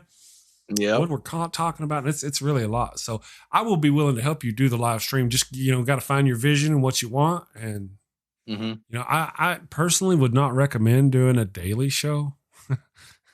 Yeah. Especially if you're going to get guests, because trying to wrangle up guests every day, it's if it weren't for that, I wouldn't mind doing the show, keeping the schedule. And if I could just show up and have, if I need to get me an assistant who will go out and get people on the show, schedule them. And then, because that's the only part of this that just really, because I don't mind. I show up, I get up in the morning, I come in here, I sit down, I push the little button, I talk. I'm like, hi, everybody. I got my coffee here. I'm wearing pants. Maybe. You don't know. Maybe. So it's not like it's laborious, intensive, or anything like that. Most people, my chat people are awesome. I'm scaring Justin. Yeah, maybe so. Yeah, it's all right. So it's not as complicated as I sound, but it is. I mean, if you really, brother, if you want to run a StreamYard, go look at Neil's show. Neil has got a plain white background. He's got nothing behind him. Me and the wife watched his show last night. We watched his show from a year and a half ago. The only difference seems to be that he's zoomed in a little bit closer than he was, or he was closer and now he's backed up. But otherwise, he's got there's very little studio behind him, and then he's doing just the paid StreamYard. So he can, if you don't pay for the StreamYard, you can't access the banners, you can't do certain things. Yeah, and you have the logo up in the top corner. Exactly right. Pay the $25 a month. You'll get StreamYard. You'll be able to do all the banners and all the logos. You'll still have to sit there like I did when I used StreamYard and run a show. And brother, that will get you through, and you will have a show. But if you want to do sort of like what I do, then it just takes more, You have to do the thing with the StreamYard. I'm willing to put the work in. I just need to know how to do the work. Yeah. Awesome. Did you switch up your backgrounds? I didn't know. Neil says he switched up his background. Maybe I missed it. It looked like I thought it was just a zoomed in different version. I have to go look again then, because I'm pretty sure I didn't see it. But the point was I wasn't trying to knock Neil. The point was it doesn't take a lot. You don't have to do a lot. He's got a successful YouTube channel, and it's more about personality and beautiful hair. Beautiful hair. And beer. And beer. And beer. Yeah. So it doesn't take a lot of studio effort or anything like that. If you can or cannot, you've already got something going on. It doesn't take a lot in that department, as long as you're willing to do something on the regular. A lot of it's consistency, doing something on the regular, you know. I was sitting there trying to make a living. My deal was I knew the job thing was going to go the way it was going to go. I could either embrace that and try to find a different job, or I could try to make this go, or whatever else. And so when I first started back in November working this, I was dropping a video a week to be consistent. And I was like, four videos in November, 4, 5, 6 videos in December, because I was dropping. Not only did I do my video per week, but I also did a special video. Why do atheists still celebrate Christmas? Top 10 reasons why atheists still celebrate. So I dropped extra videos there. Just wasn't growing fast enough. You know, just was not growing. And so that's why I started the Daily Atheist Show, thinking I would get more content. It has actually worked. Blown up. I got tons of content. People come on like, man, you're a beast. You got all kinds of content. I still don't make any money. It's just time, you know, nothing going to rush it but time. Yeah. Consistency is everything. Even if you get like a couple 100,000 subscribers, I still think you're only bringing a couple bucks home every month from YouTube. Yeah, well, that's kind of part of it. I think people who have like R and Raw and Mr. Atheist who have a couple 100,000 subscribers, they probably get probably just on the traffic alone, as long as they don't get demonetized on their content, I would guess between 2 and 3K just on the traffic per month. Because once you get that, and you're getting 1 million views in a month, when you got 200,000 subscribers, 1 million views is nothing. And, you know, but it's still not really where the money is at. The money's in Patreon. That's where right now I'm not monetized in Facebook, but I've got Patreon supporters. I'm not monetized on Facebook or YouTube. I mean, YouTube. I actually did get monetized on Facebook. I'm not monetized on YouTube, but I can sell t-shirts on Teespring. You know, I have the little t-shirts up there. So I've made money, even though I'm not monetizable on the platform. I've been able to sell merch and to get, Patreons to support me and go a little bit of. Matter of fact, when I first there for a few months, I had enough Patreons and shirt sales to where it actually paid for my StreamYard. You know? Oh, okay. Yeah, because StreamYard is $25 a month. It's actually one of the more expensive ones too. You can get Zoom, which has compromised security, so I wouldn't recommend that. But you can get it. It's cheaper, but it's harder to work. You know, your head does not stay. The head does not stay in the right place for you to pull it into OBS. And if somebody leaves the chat, if you get 4 or 5 people in there and somebody leaves, it just moves all the heads around and you can't. It's really hard. But see, someone says usually as soon as you use the tag atheist, the video will be demonetized. I wouldn't know. I have to wait and see. I hope that's not true, because every single one of my videos is hashtag atheist. That's the. Yeah. Now tell me a little bit more about Patreon, because I keep being told that I need to start up a Patreon, but I mean, okay, so I'm Patreon still starting out. So Patreon is like, it's free, of course. You go there, you set up a Patreon, then you create tiers. You don't have to. I've seen other people do it different ways. Now, the way I do it is, I think the $3 a month is the lowest you can pledge to support me. So they pledge $3 a month, and it gets them early access to scripts for my stagnant videos. Well, what I tell them they get is early access to the scripts, and at the end of my scripted videos, I will put their name in the credits. That's what I officially say I'm going to give them. But instead, I also put their names in the ticker that goes along the bottom. I shout them out. I put them there's lots of different ways I try to. And then the next tier up, they get other things. You know, if they go, I don't remember what it is, $5. I don't have any. All I have is people at the $3 level. So I don't even remember what I told them should be at the $5 level. But if you go in there to a certain level, you can get early access to my video. So I create a video, I drop it on Sunday. I'm supposed to, but I'm a bad person. Sometimes I don't get it out until Monday or Tuesday. This time it was Wednesday. But as soon as I'm done with it, I could put a link up in YouTube or in Patreon. And if you were a $5 Patreon supporter, you could go watch that video before anybody else. So you get early access to videos. The top tier, I think, in my the top tier in my Patreon is, I think, $25 or $50. And if I get people in that tier, we'll have a monthly 1-hour stream where we won't actually stream it out. It'll just be us, like a business meeting. What do you think of the channel? Where do what do you think of the direction it's going? Anybody have any ideas? Because when they get to throwing that much money at me, I feel that they're like investors, and they get a little bit of a say as to what I do. I'm still the boss, right? You can take your $50 or whatever and go away. I don't need them, but if they get there, then I want them to feel. So that's what it is. You go create it, give them little tiers, give them access. Some people like Mr. Atheist. What he does is it's by content. So with mine, it's $3 per month. With him, it's $3. For example, I don't know exactly his thing. I'm just using another example of a different way to do it. For him, it's $3 per creation. And then over on the side, it says, if I will create up to, or like, he's only going to bill you for one per week at max. You're going to cap. So if he drops 5 videos in a week, he's not going to hit you for $15. He's just going to hit you for that one. So there's a limit on how much. So he can create as he wants to, but even though you're pledging per drop, it's not really going to be per drop. There's a limit on it. And so I've thought about going that way. Another person on there has it to where they just go $5. Listen, man, you want to support me, and that's why you're going to Patreon. This is the way I'm thinking about doing it. You want to go to support me at Patreon? I'm going to put a $3 minimum, which is where mine is. That way I don't have to ask my current Patreons to go up. And then if you want to support more, you're welcome to support more if you can. But I'm not going to offer anything more because, the point of it's like a support thing. It's complicated. It's complicated. It is complicated. I will. They're if they want to support me on Patreon, it's more about supporting me and helping me get my show going and supporting the Daily Atheist than it is about me creating individual independent content for the Patreons in Patreon. Because then you're just catering. Anyway, it's complicated. Some creators give access to bloopers, non-edited. And see, that's exactly what I was thinking about doing too. Non-edited videos and podcast. Ocean gives access to his Discord server. Matter of fact, you get that on mine too. That's at least what it says in the bottom, but I don't have anybody who takes advantage of it. And some get a mention at the credits.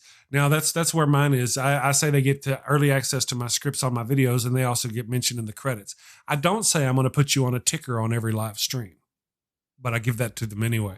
And then I also shout them out as much as I can. Sandy the Sane, Paul Camish. I lost 2 Patreons. I went back up to 2 more. So I've kind of balanced out, really. It's just kind of the deal. I would encourage you to do it, though. Get you some merch up on Teespring.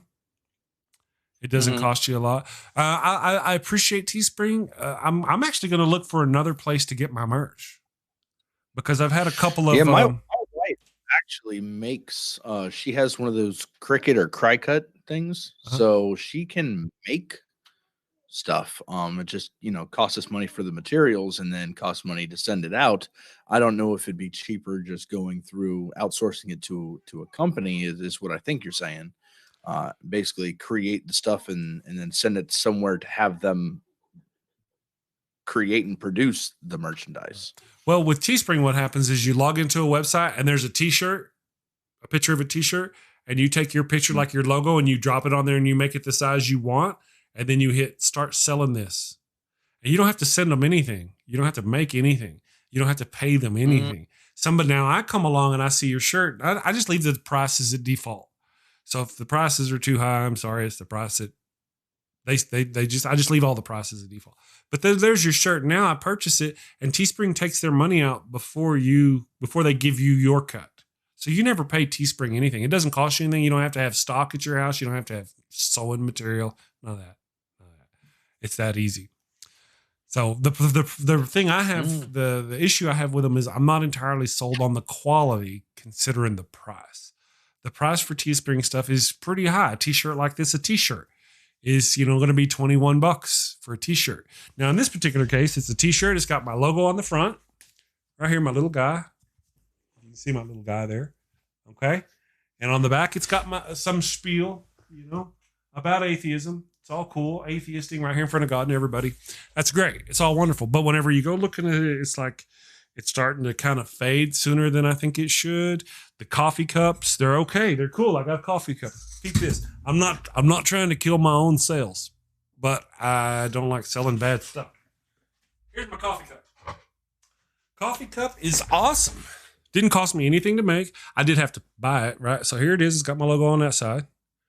The shadow from my teleprompter. On this side, it's got the definition of atheisting, which is my own little thing. It's great. It's great. They only come in one size, which is a little smaller than I normally drink out of. So it's kind of a bummer there. And you know how most coffee cups, they get stains in them from the coffee, especially if you drink it with any kind of creamer and you leave it sit for a moment, it'll get this ring.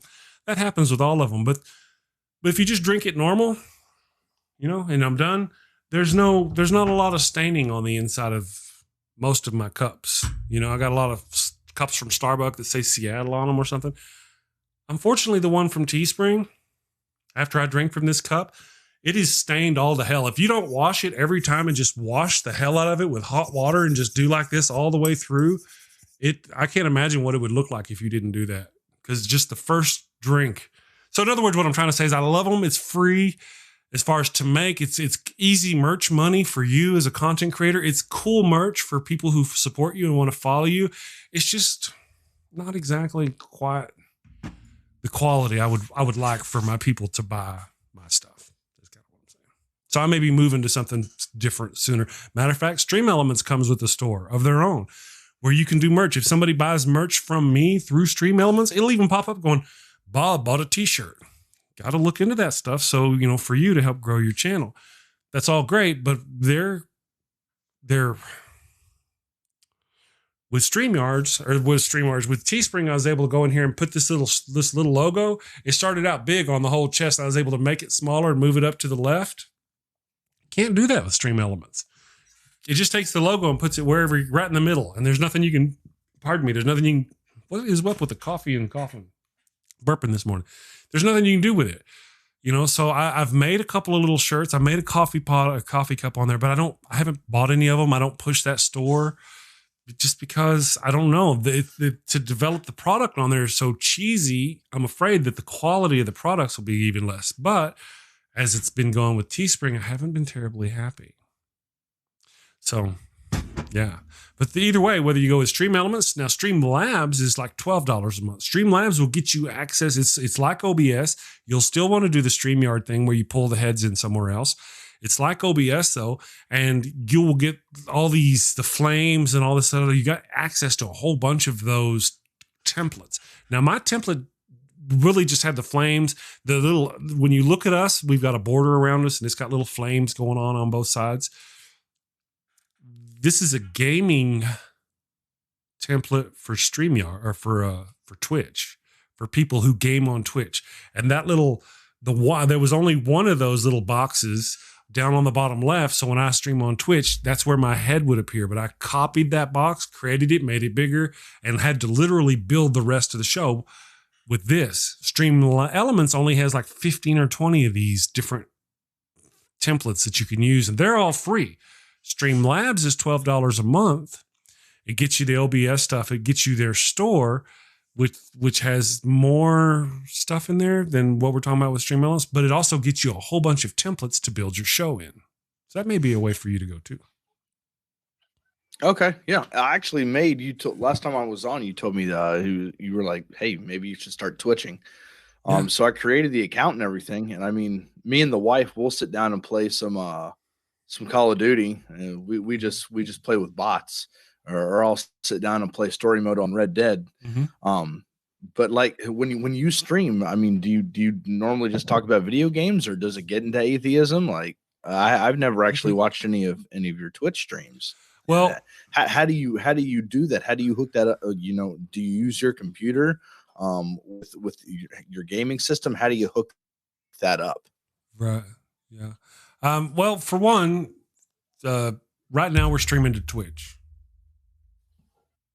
So we're streaming to Twitch, to Facebook and YouTube at the same time right now. Okay. Yeah. So that right now people are seeing this. I actually quit streaming games on Twitch, but here's the deal. In my OBS, which you can't see over here on the panel, it pretty much looks like this. In the OBS, there's a setting. I can go scene collection and choose gaming instead of morning show. And it gives me a whole different collection of scenes. So I get the little box with me gaming. And then I choose profile and change to a different profile. And now it streams just to Twitch. So, but in my case, I stream out from OBS free to a program called, another program, right? Something else to set I'm up. gonna have to write this down. No, you don't write it down. Ask me when we get there and I'll tell you. It's called Mob Crush. And it goes from my OBS to Mob Crush. And then it splits it up from Mob Crush and sends it to Twitch, YouTube, and Facebook. So I need to find something like that for my podcast, because as of right now with my podcast, what I'm doing, I'm using Audacity, because I don't have a app. I don't have anything Apple. I got a Dell with Windows. So I use Audacity as my editing for a platform. And I put it on SoundCloud, but not a lot of people like SoundCloud. I'd really like to get my stuff on Spotify, iHeartRadio, or whatever, the biggest platforms are for listening to podcasts. Okay. And that's interesting. I have a podcast. I don't know how to use it. Oh, you? No, We bought how it. to use it. It's called over on Podbean. I don't know if you've ever heard Podbean. We paid $120. I've heard of it before. I believe it's $120. We paid $120 for a year of Podbean. So I've got a paid account. My nephew put 7, I think, of my Evil God Monster of Abraham series, maybe 8 of them up there, stripped the audio from it, and that's it. We've done nothing with it. It's just sat there. It has done nothing. What I want to get my Evil God Monster of Abraham series up there so people can download it. And then I also want to take, like the last 2 months of my morning show, ever since I started having guests and guest hosts, and put all those up there for people to download and listen. And then every day as we do a live stream, I want to go all my streams out, and I want to also have it stream live out to Podbean that day, because that's possible. I just haven't set it up. Okay. I'm really kind of overwhelmed. And myself, we've already talked about all the things I've got going on. I got this flame thing. It looks really cool, but I've been just dying to build something that still moves, is still cool, but is a little more subtle than the big flames, So even there, I'm wanting to rebuild my whole show. Yeah, I mean, I like the flames. I mean, you had talked about on your other thing where we're atheists, and now we're supposed to be, burning in hell. I like the idea. I like the idea of it. Yeah. Well, the first day I had it, I opened with my normal show, which was different. It was less dramatic. It had other stuff, but I had Aaron Ra on that day. So I went, hello, everybody. They saw just the normal stuff. Hello, everybody. How are you doing? Then here's my guest host. It was Chris, the atheist pastor. Pulled him in. No, it wasn't. It was Jay from, actually the guest. I don't remember who the hell. I'm sorry. I don't remember who's there. Somebody pulled them in first. And when it was time to go to Aaron Ra, I have these little stingers set up. So it showed, it went with a flame, and then the entire scene changed to what you see now. So we had this flame going into the deal, because you can do that with these stingers. I'm gonna see if I can show you real quick. If you'll watch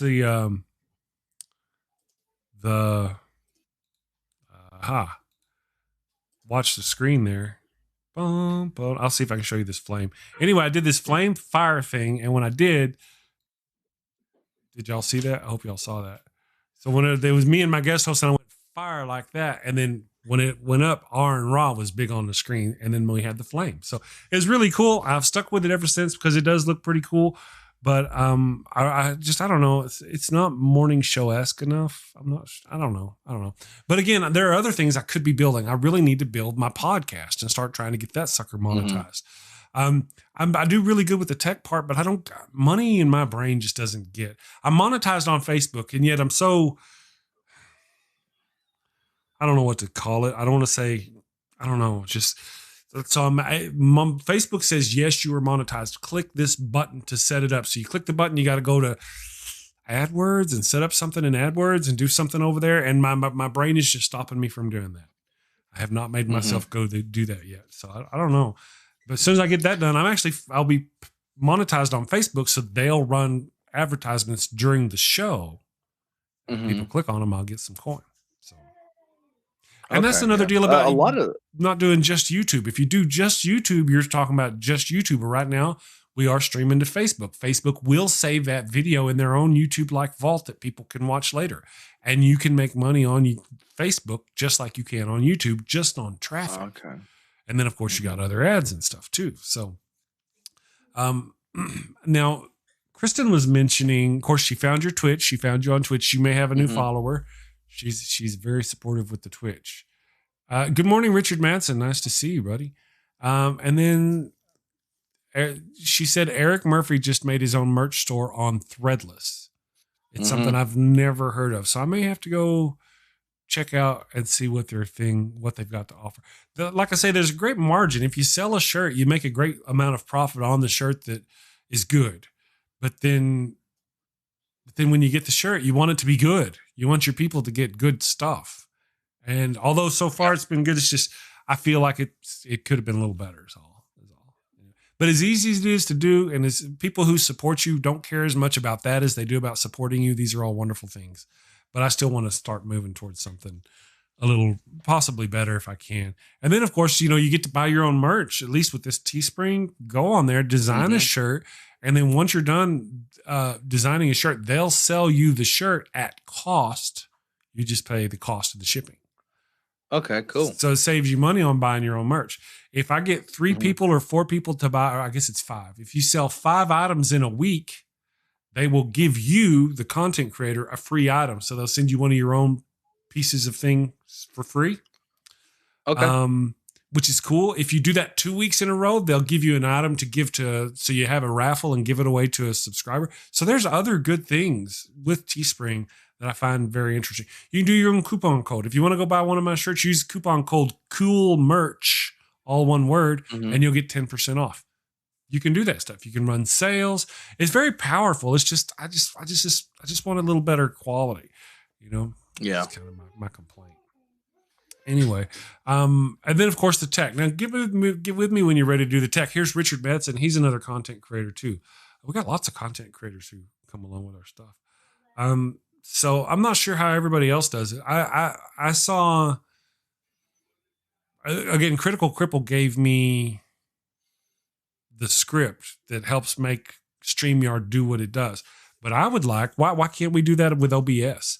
OBS is open software where people can develop. What I'd like to do, content creators out there, tell me what you think. I would like to get with a developer, somebody who can develop something for OBS, I'm pointing over here, that will make it to where I can just send you a link and you can pop into OBS instead of having to have a head over here and have you, because StreamYard, I can send you that link and it was easy for you to come in. With OBS, I can't do that. I have to use Skype, for example. This show's been going 5 months. That's 30 or 40 or 50 people I've had on this show, not counting guest hosts and stuff like that. Can you imagine how thick my Skype would be from all the names and all the people I would have to go get in there to get them? But no, with this StreamYard program, you just pop them a link. So I'd like to see about getting with a developer who will, I don't know. I have no idea. I know nothing, but I want to get with, if I can find a developer for OBS to work on getting it to where you can pop people in on OBS. Give them a link and you pop in ahead without using it. So I've had a lot of issues. I already have a conversation with a youth minister, with a Christian youth minister, that I would love to be able to get on somewhere, but I have so much trouble getting it to switch over to audio format on Audacity because I use Skype and I record the call on Skype, but I always have so many issues with that. Now, can I go on StreamYard and not live stream? Can I record something on StreamYard without it live streaming? Yes. And that's actually a function of the free version. Right now, you're over on my StreamYard over there. I'm using the free version. You're on my StreamYard, and there's because I didn't create in StreamYard, when you go to create a new broadcast, you click create a broadcast and it asks, do you want to stream to YouTube or Facebook or both? And then right up at the top, you don't have to choose either one. Right up at the top, it'll say record only. You click record only. It brings you to the studio to which you now sit. I've been using this same studio for 2 or 3 months now. 2 months, a month. I don't know how long.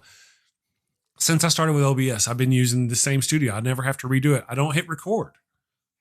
See? So now I've got this studio that just sits there and people come in and they leave and they come in and they leave and I never hit record. But in that studio, that's what you would do. You'd actually get there to that thing and you hit record and you're able to record your streams.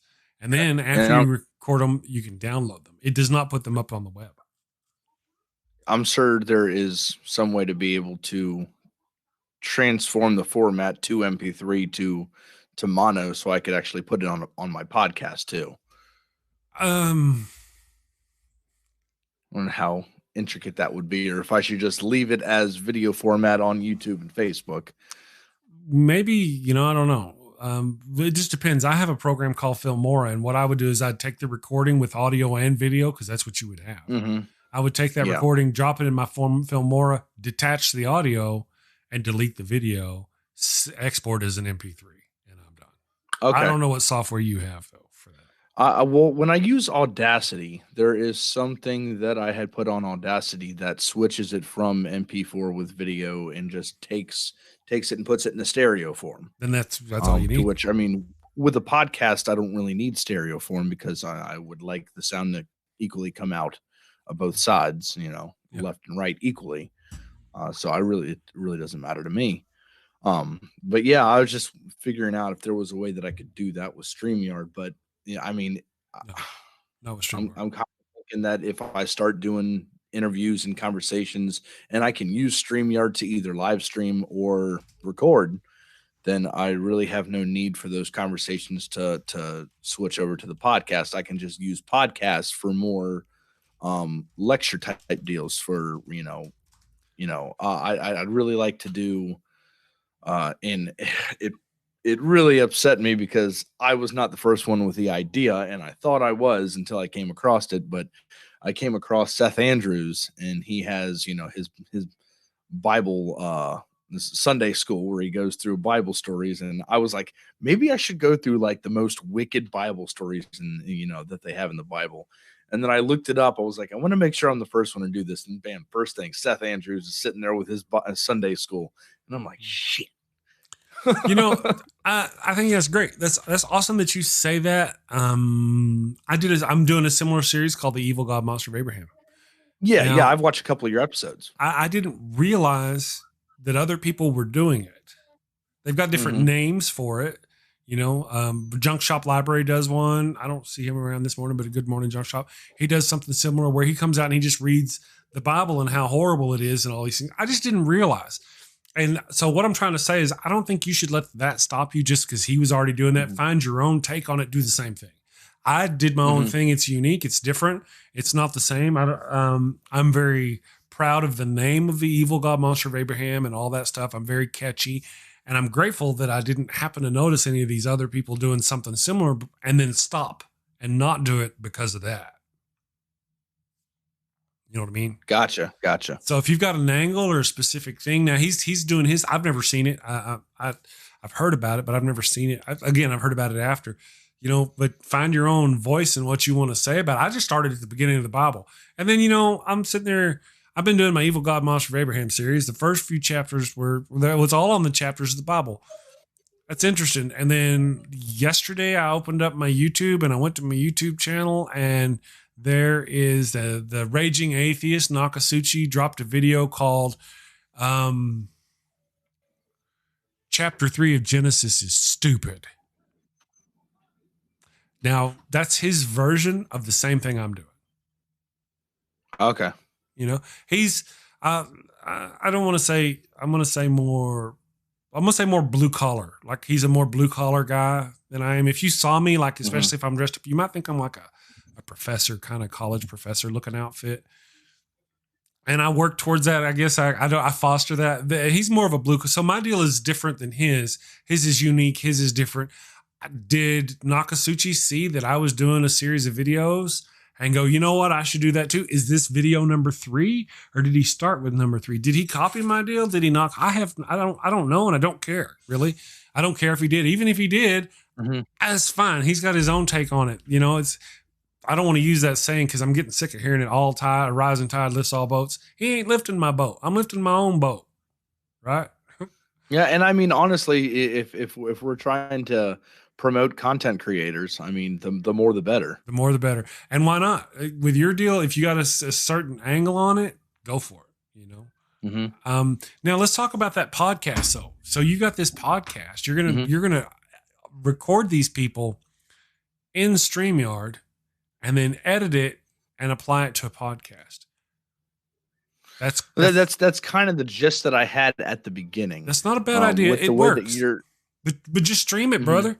If you stream it live, well, tell them it's a live stream. Yeah. So you stream it live, you get a live stream content. You got people coming to watch. When the stream is over, that sucker dumps into your library for people to watch later. And you can also pull it down just like you were going to do anyway, cut the audio out of it and go ahead and put it to your podcast. Now you're filling two different media buckets, your video bucket and your audio bucket, with half the effort. That was kind of the point there, because I know there's a crowd that loves, like, for example, me, when I'm driving around all day in my truck, I listen to podcasts. I listen to, to talk shows. And there's that crowd. And then there's another crowd that likes visual. They like watching videos. They like seeing people on camera having a conversation. Mm-hmm. And then you also got the other crowd, which I'm part of, that likes the controversy of a discussion or an argument. And I like the way that I promote it in my podcast is that I watch Christopher Hitchens and Sam Harris, and they got all these big words. And at the very beginning, I didn't understand what the hell they were saying. Right. So what I try and do is I try and take what they say and break it down to an understandable level. So somebody who hasn't had 8 years of college can kind of understand what they're saying without having to go to all the work that I had to do when I first got into it. So it's wonderful that you say that. If I can do that and be able to have the recording with the video and be able to post it to Twitch, Facebook, and YouTube, and then I can pull that audio and post it onto my podcast, and hopefully someday get it not just on SoundCloud but on Spotify and Pandora and all that stuff. That's the ultimate goal on getting my content out there. If I can do that, that's what I'm going to do. Well, that was my hope whenever I got my nephew, because I say my nephew, but I'm almost 50. So my nephew's not a kid. My nephew's in his 30s, and he's a grown man. He's an IT guy for a cable company. He's a grown man, and he's into audio. Audio is his whole thing. He loves it. He's a DJ on Wednesdays on the internet. So I really thought that he would take to this podcast thing and go for it, but he just didn't. And now I really, if I wanted done right, I really need to go do it myself. Not done right. He did it right. It's just I need it done regularly. I need regularity. I need a new show. If we're going to put up shows every day, I got to put up shows every day. Plus I got to put up a show from last month up every day too, to catch up, stuff like that. And it's just going to take a lot of work. I've thought about, we've got so many people in this doing this similar thing. Like Neil schedules guests on the regular. He has 2 or 3 shows a week, so he's always scheduling guests. I get a lot of guests from Neil. You're going to do a show. You got a guest, blah, blah, blah, blah, blah. It'd be nice if we could pool our resources together and pay a person to be our scheduler, or something like that, as a group, because it's not enough scheduling for one person, but a person who is working for many content creators doing the scheduling would have contact with these people. So you just finished Neil's show. Hey, would you like to be on Chris's show? He's got an opening next week. And then this other guy has an opening the week after. If we had a uniformity in there, plus if we were able to pool it, we would. So that kind of thing. It'd be nice to do that both with scheduling and with some of the techs, because some of us are willing to help with tech and other ones could benefit from that help. So I don't want to put them on the spot or anything or call them out, but someone who's been doing that for Neil for a while is Inquisitive Quandary. And I'm not sure if he would be open to helping. I know he put my name out there quite a bit. He put me on 10, 12 different Discords. Yeah, mine was I didn't one of even them. know that existed. Yep. So I would love to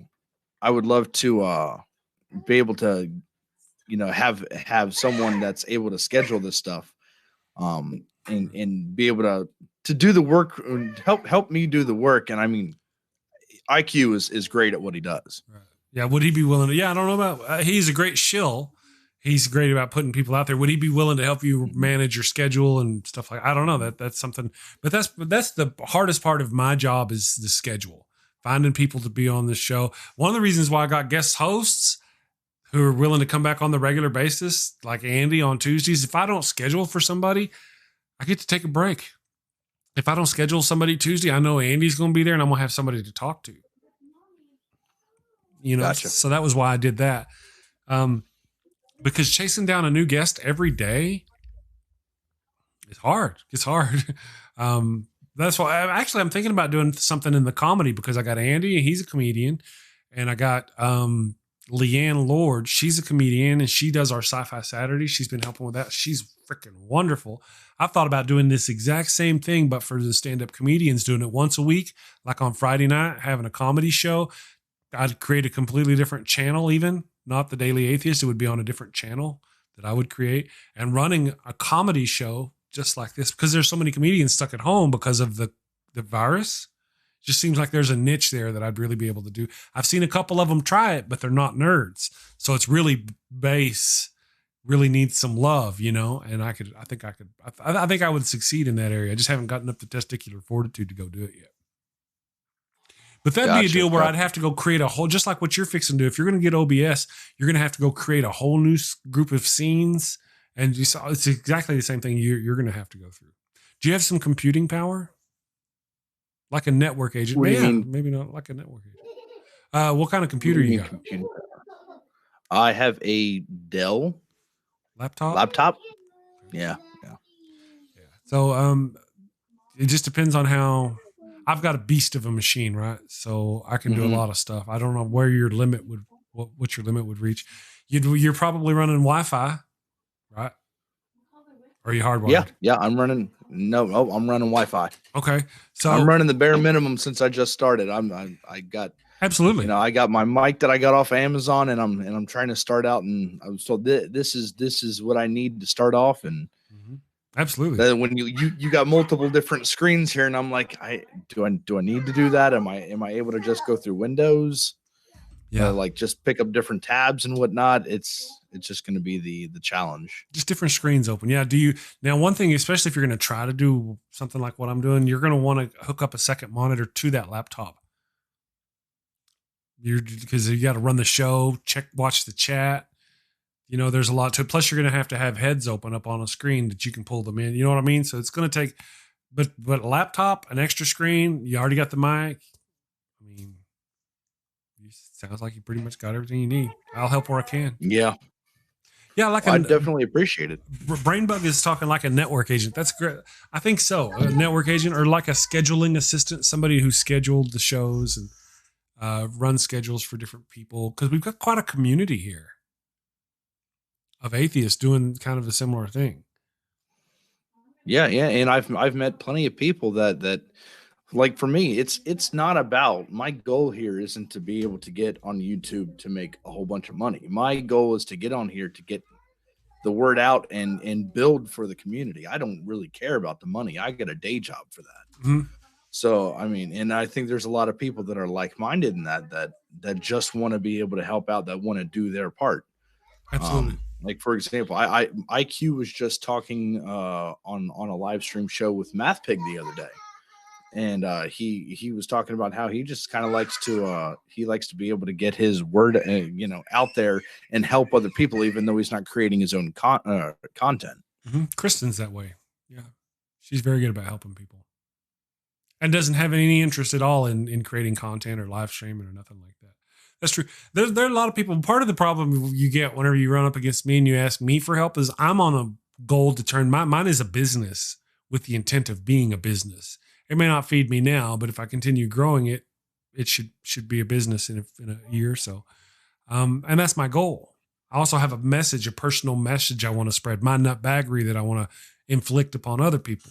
Mm-hmm. And I found a way to do both, have a business that involves doing that. So whenever you ask me for help, my mind always goes, all right, how can I get this brother get his stuff up to where he's running towards a business too? I often don't think about the people who are casual. If you're going to get casual and you just want to, got feels and you want to help out, get you some StreamYard. If you're not going to stream more than 25 hours a month, to find out the limitations and save you some coin and just run the StreamYard. Because this one over here I'm doing is a lot of work. It's a dedication. You're dedicating yourself to a lot of work. With that, this is a professional production, and that's spread the message, get your word out, build a channel. It's just different. One, you can focus more on making content, interviewing people with that one than you can with this one. One of the reasons why I'd like to find some help in the scheduling department is because that means I can get off of doing that and get back to creating content. I've even thought about stopping the morning show and not doing the morning show anymore at all, and just going back to creating my content. I could drop 2 videos a week and get by just fine.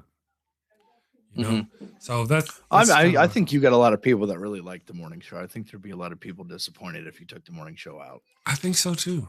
I think you're probably right. I think it'll be even more so in a year. Yeah. So if I just keep at you're already over what 800 and I think 800 something subscribers. Yeah, almost to 9. I've grown almost. Yep. I should be 900, I guess, in a couple of days. 83 this morning. Yeah, yeah. I usually text my wife. You know, I'll text her just a number. I can go back and look and see that on this day I had this one here. I was bragging to her yesterday. I had 35 people watching. Yeah, I see these things. Yay, we just hit 880 subscribers. That was 4:00 in the PM on what day? It doesn't tell me. I'm new to my iPhone. Yesterday at 3:17. Yesterday at 3:17, we hit 880 subscribers. So yeah, it should be to 1,000 fairly soon. In November when I restarted, remember I told you I was 6 months off and then I picked it up again in November. I had 80 subscribers. So I built it from 80 to 880 in 5 months. So that's insane. You know, is it? I don't really know. In order to get monetized on Facebook, you have to have 1,000 subscribers within a year. And you have to have 4,000 watch hours. That's like the common mark, you know? So I'm just wondering, maybe it's I don't know. I've often thought I'm doing something wrong, you know, but slow and steady wins the race in this case.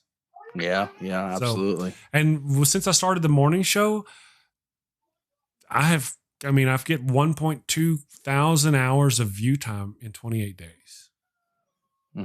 That's a lot. So you'll get your deal and you'll drop your video and you might have plenty of subscribers, but your videos are 10 minutes long and they're not long enough. And so you will have plenty of subscribers, but you won't be able to get monetized on Facebook until you get 4,000 hours of view time. How do you get that? My solution was the Daily Atheist Morning Show. Now I've got it. Yeah. And actually I've been trying to think, what do I do if I need a break? This is 6 days a week. And I do 2 streams on Saturday, the Dungeons and Dragons stream. And then I drop my recorded video. When do I take a vacation? I have figured it out. When I'm ready for a vacation, I will do what other people like morning shows do or something like that. They usually put pre-recorded content on those days. So I'll just run a morning show from a month ago on a Monday day morning show and have, and then that'll allow me the opportunity to take a break, I think, and still keep the show running. And then have you ever thought about having like let's just say you go on a vacation and you don't have time to do a pre-recorded show. Have you ever had the trust in somebody, or at least the idea to have somebody host for you while you're out? Well, not with the pre-recorded shows because I can drop those anytime, but I have. That's kind of the purpose of you guest hosts. Today is your first time being a guest host, but that was part of the deal, man. I can actually take off Tuesday if I wanted to, and I could go, Andy, would you mind running the show Tuesday? And Andy would most likely say yes and run the show for me Tuesday, and I could take off. But there's still a problem. Andy has to get into my computer. Somebody has to sit here and run OBS. So how do I do that? I haven't figured that part out yet. Yeah. Gotcha. But part of the deal is, matter of fact, I don't know, you saw me get up and go get a cup of coffee in the middle of the show. Yeah. Did you notice that? Well, the people saw me put you and the guest up, and all they saw was you and the guest. And yeah. So I'm actually kind of worked it, but part of the deal is, and I'm not trying to sound conceited or anything, but when people come to my show to watch my show, they come to watch me. They like me. They sign up for me. Yeah. They dig me. If I get somebody else come in, I experienced this because the fourth week or something I was running the show, I was getting 15 or 20 viewers, 25 viewers. And then I brought in atheist pastor Chris, and he joined me on the show like you're joining me now for like the first or couple of weeks. And then I dropped out and I would just let him do the host, and I would run the show in the background, and the viewers just dropped. But, if they want to see Atheist Pastor, they'll go to Atheist Pastor's channel. Yeah. If they want to see Chris, they'll come here. And they were coming here and they weren't seeing Chris, those who had signed up to see Chris. And therefore, so I've kind of learned that I've built this. I've got to be here for it. Yeah. But I can pop out. I like the idea of popping out and letting somebody else take over and running the show. It gives me a break. Oftentimes what will happen is we'll be talking about stuff. And as you get to running these shows and you're doing it yourself, StreamYard's easy, but it's not easy. Well, it's easy if you want to just leave a static message up there, but you got a ticker in StreamYard and you can change that ticker to say different things. You can change the badges to where they say, special guest Bob is here today. And then it'll slide across there and it'll say special guest Steve will be here tomorrow. You can put all that stuff in there. It's got a little bit of stuff that kind of makes it, but you still got to manually sit there and push those buttons while you're trying to talk to the person, while you're trying to watch the chat, while you're trying to remember what the hell you're talking about. So either one of them, whichever one you do, there's the challenge of being able to function while running the show. So when it comes to how I'm going to set this stuff up, so I already have my StreamYard. Basically, I had to wait 24 hours for them to verify my account or something like that. Really? So I've waited my 24 hours and I can live stream now. But what you're saying is the next step is to get OBS. And then actually I can personalize my show through OBS. And once I have everything set up and personalized, then I can bring somebody in and do a live stream show at that point. Yeah. Well, again, it kind of depends on you. If you want to stream somebody, you've got StreamYard, you can be streaming in minutes and just run your show. Now, if I were me, what I would do with you, because this is going to take some time to build, you could start with StreamYards, do a few live streams, get your show rolling, start, put some banners up in StreamYard, put a picture up there, maybe pay for a month or whatever you want to do. And do that, and just let that be your show while you build the OBS, because OBS takes some time. For me, I'm a nerd. I already had experience with OBS before this started, and you can go back and watch the first episodes where I'm like, son of a bitch, why isn't the sound working? So I suggest you get if I were me, start with StreamYard, get your show running, start building an audience, getting people coming. And then one day you're going to pop open and it's not going to be StreamYards and they're going to be blown away. They're going to be like, wow, look at this show. This is awesome. How'd you do that? Look at you got that, So that's how I would do it. Start with StreamYards, get it going to your base. And then while you build your OBS. Gotcha. Yeah. And still either way, you're going to want to pop up a second monitor if you can on your laptop. Surely it's got an HDMI port. Can I do that with HDMI? Yep. Oh, okay. There you go. Yeah, just plug an HDMI, another monitor, preferably like, something 20 inches or something, big enough to work on, but not too big. Set it there beside. You can move shit back and forth across them. I could even kind of talk you through some of that setup. And that'll get you rolling. Yeah, because I've always been absolutely fascinated for how somebody can take one mouse and go to another screen with it. I'm like, how the hell did you do that? Yeah, that's going to be old school. It's pretty easy, really. But then again, I've been a nerd. I had an IT business for a decade where I did IT business for businesses. So that part of the nerding I've got down. Some of this other stuff, like running a podcast, there's nothing in my experience that teaches me how to run a podcast. I know how to pull audio out of stuff. I've never even listened to a podcast. But like you were saying, there's people out there who want this stuff. I've had people ask me specifically to get my Evil God Monster of Abraham or the morning show on there so they can listen to it at work. This is back before the plague. So, and also before we go, because we're really probably stretching the limits of people's attention. Sorry, guys. But I wanted to mention, you mentioned D&D. If you're interested in D&D, we do it on Saturdays. We're going to move the hour back, I think, to noon Eastern. Okay. Because my sci-fi Saturday show is kind of running over it. But they got 5 players. Sandy the Sane, if he's still here, is one of those players. And they have room for one more. Just put that out there. I've always been interested in it. I have never played Dungeons and Dragons before, just because I never could find a group of people. I know Casey, my buddy who was on in the show earlier, Casey, who was talking in the chat. He plays it, and I have another buddy named David, and he plays it. But we live, 45 minutes apart from each other. Right. So it's hard. And I was like, I wonder if people can like live stream this and whatnot. And then I saw you had it on your show. I was like, that would be awesome. And I'd love to get on there, but I don't know if I'd just be ruining it for everybody because I don't know what the hell I'm doing. Right. Well, it would take a little time to get you oriented and set up. You need to create a character. And we use a program called Roll20. Okay. And it's free. So the dungeon master, who is One Ring, he is really wonderful. Yep. He creates everything, creates the story, Mhm. and he'll have all the monsters or what up set up in the system before they start playing. And then they pop into my StreamYard. I need to switch that out because I got to figure out something different. But they pop into my StreamYard and they play. I just host it. I don't play, man. I stream 6 days a week. I want a break. So when they do the D&D, I'll start it. I'll get it up. I'll set it up and go, and then I'll go eat breakfast with the wife, or we'll do something else. I just won't be here. If they need me to come, somebody got out and they need me to pop them back in, they'll send me a message, and I'll do the thing. So, but you're welcome to come and join them. And the way they set it up, they designed it so people could pop in and pop out of the game if they needed to, because it's going to be an ongoing weekly game. We actually started to do 2 games. But we just didn't have enough people for 2 full streams. You can have 6 each, I think, including a dungeon master per game. So, okay. Yeah, I got the starter kit. I had a store that was by me. It was like a board game card collecting store. And I went there, and me and the wife picked up a starter kit. And there's like a booklet with like pre-recorded stories in it. And I forget whatever the starter kit was. There's a story that everybody knows about, like Raven's Claw or something like that. I think that might actually be it. Yeah. But yeah, we tried to play with just us 2, and I tried to be DM and a character at the same time, and I realized that this is completely biased. Like obviously my guy's going to do great because I'm going to make him do great. Right. I've only played a couple times in real life.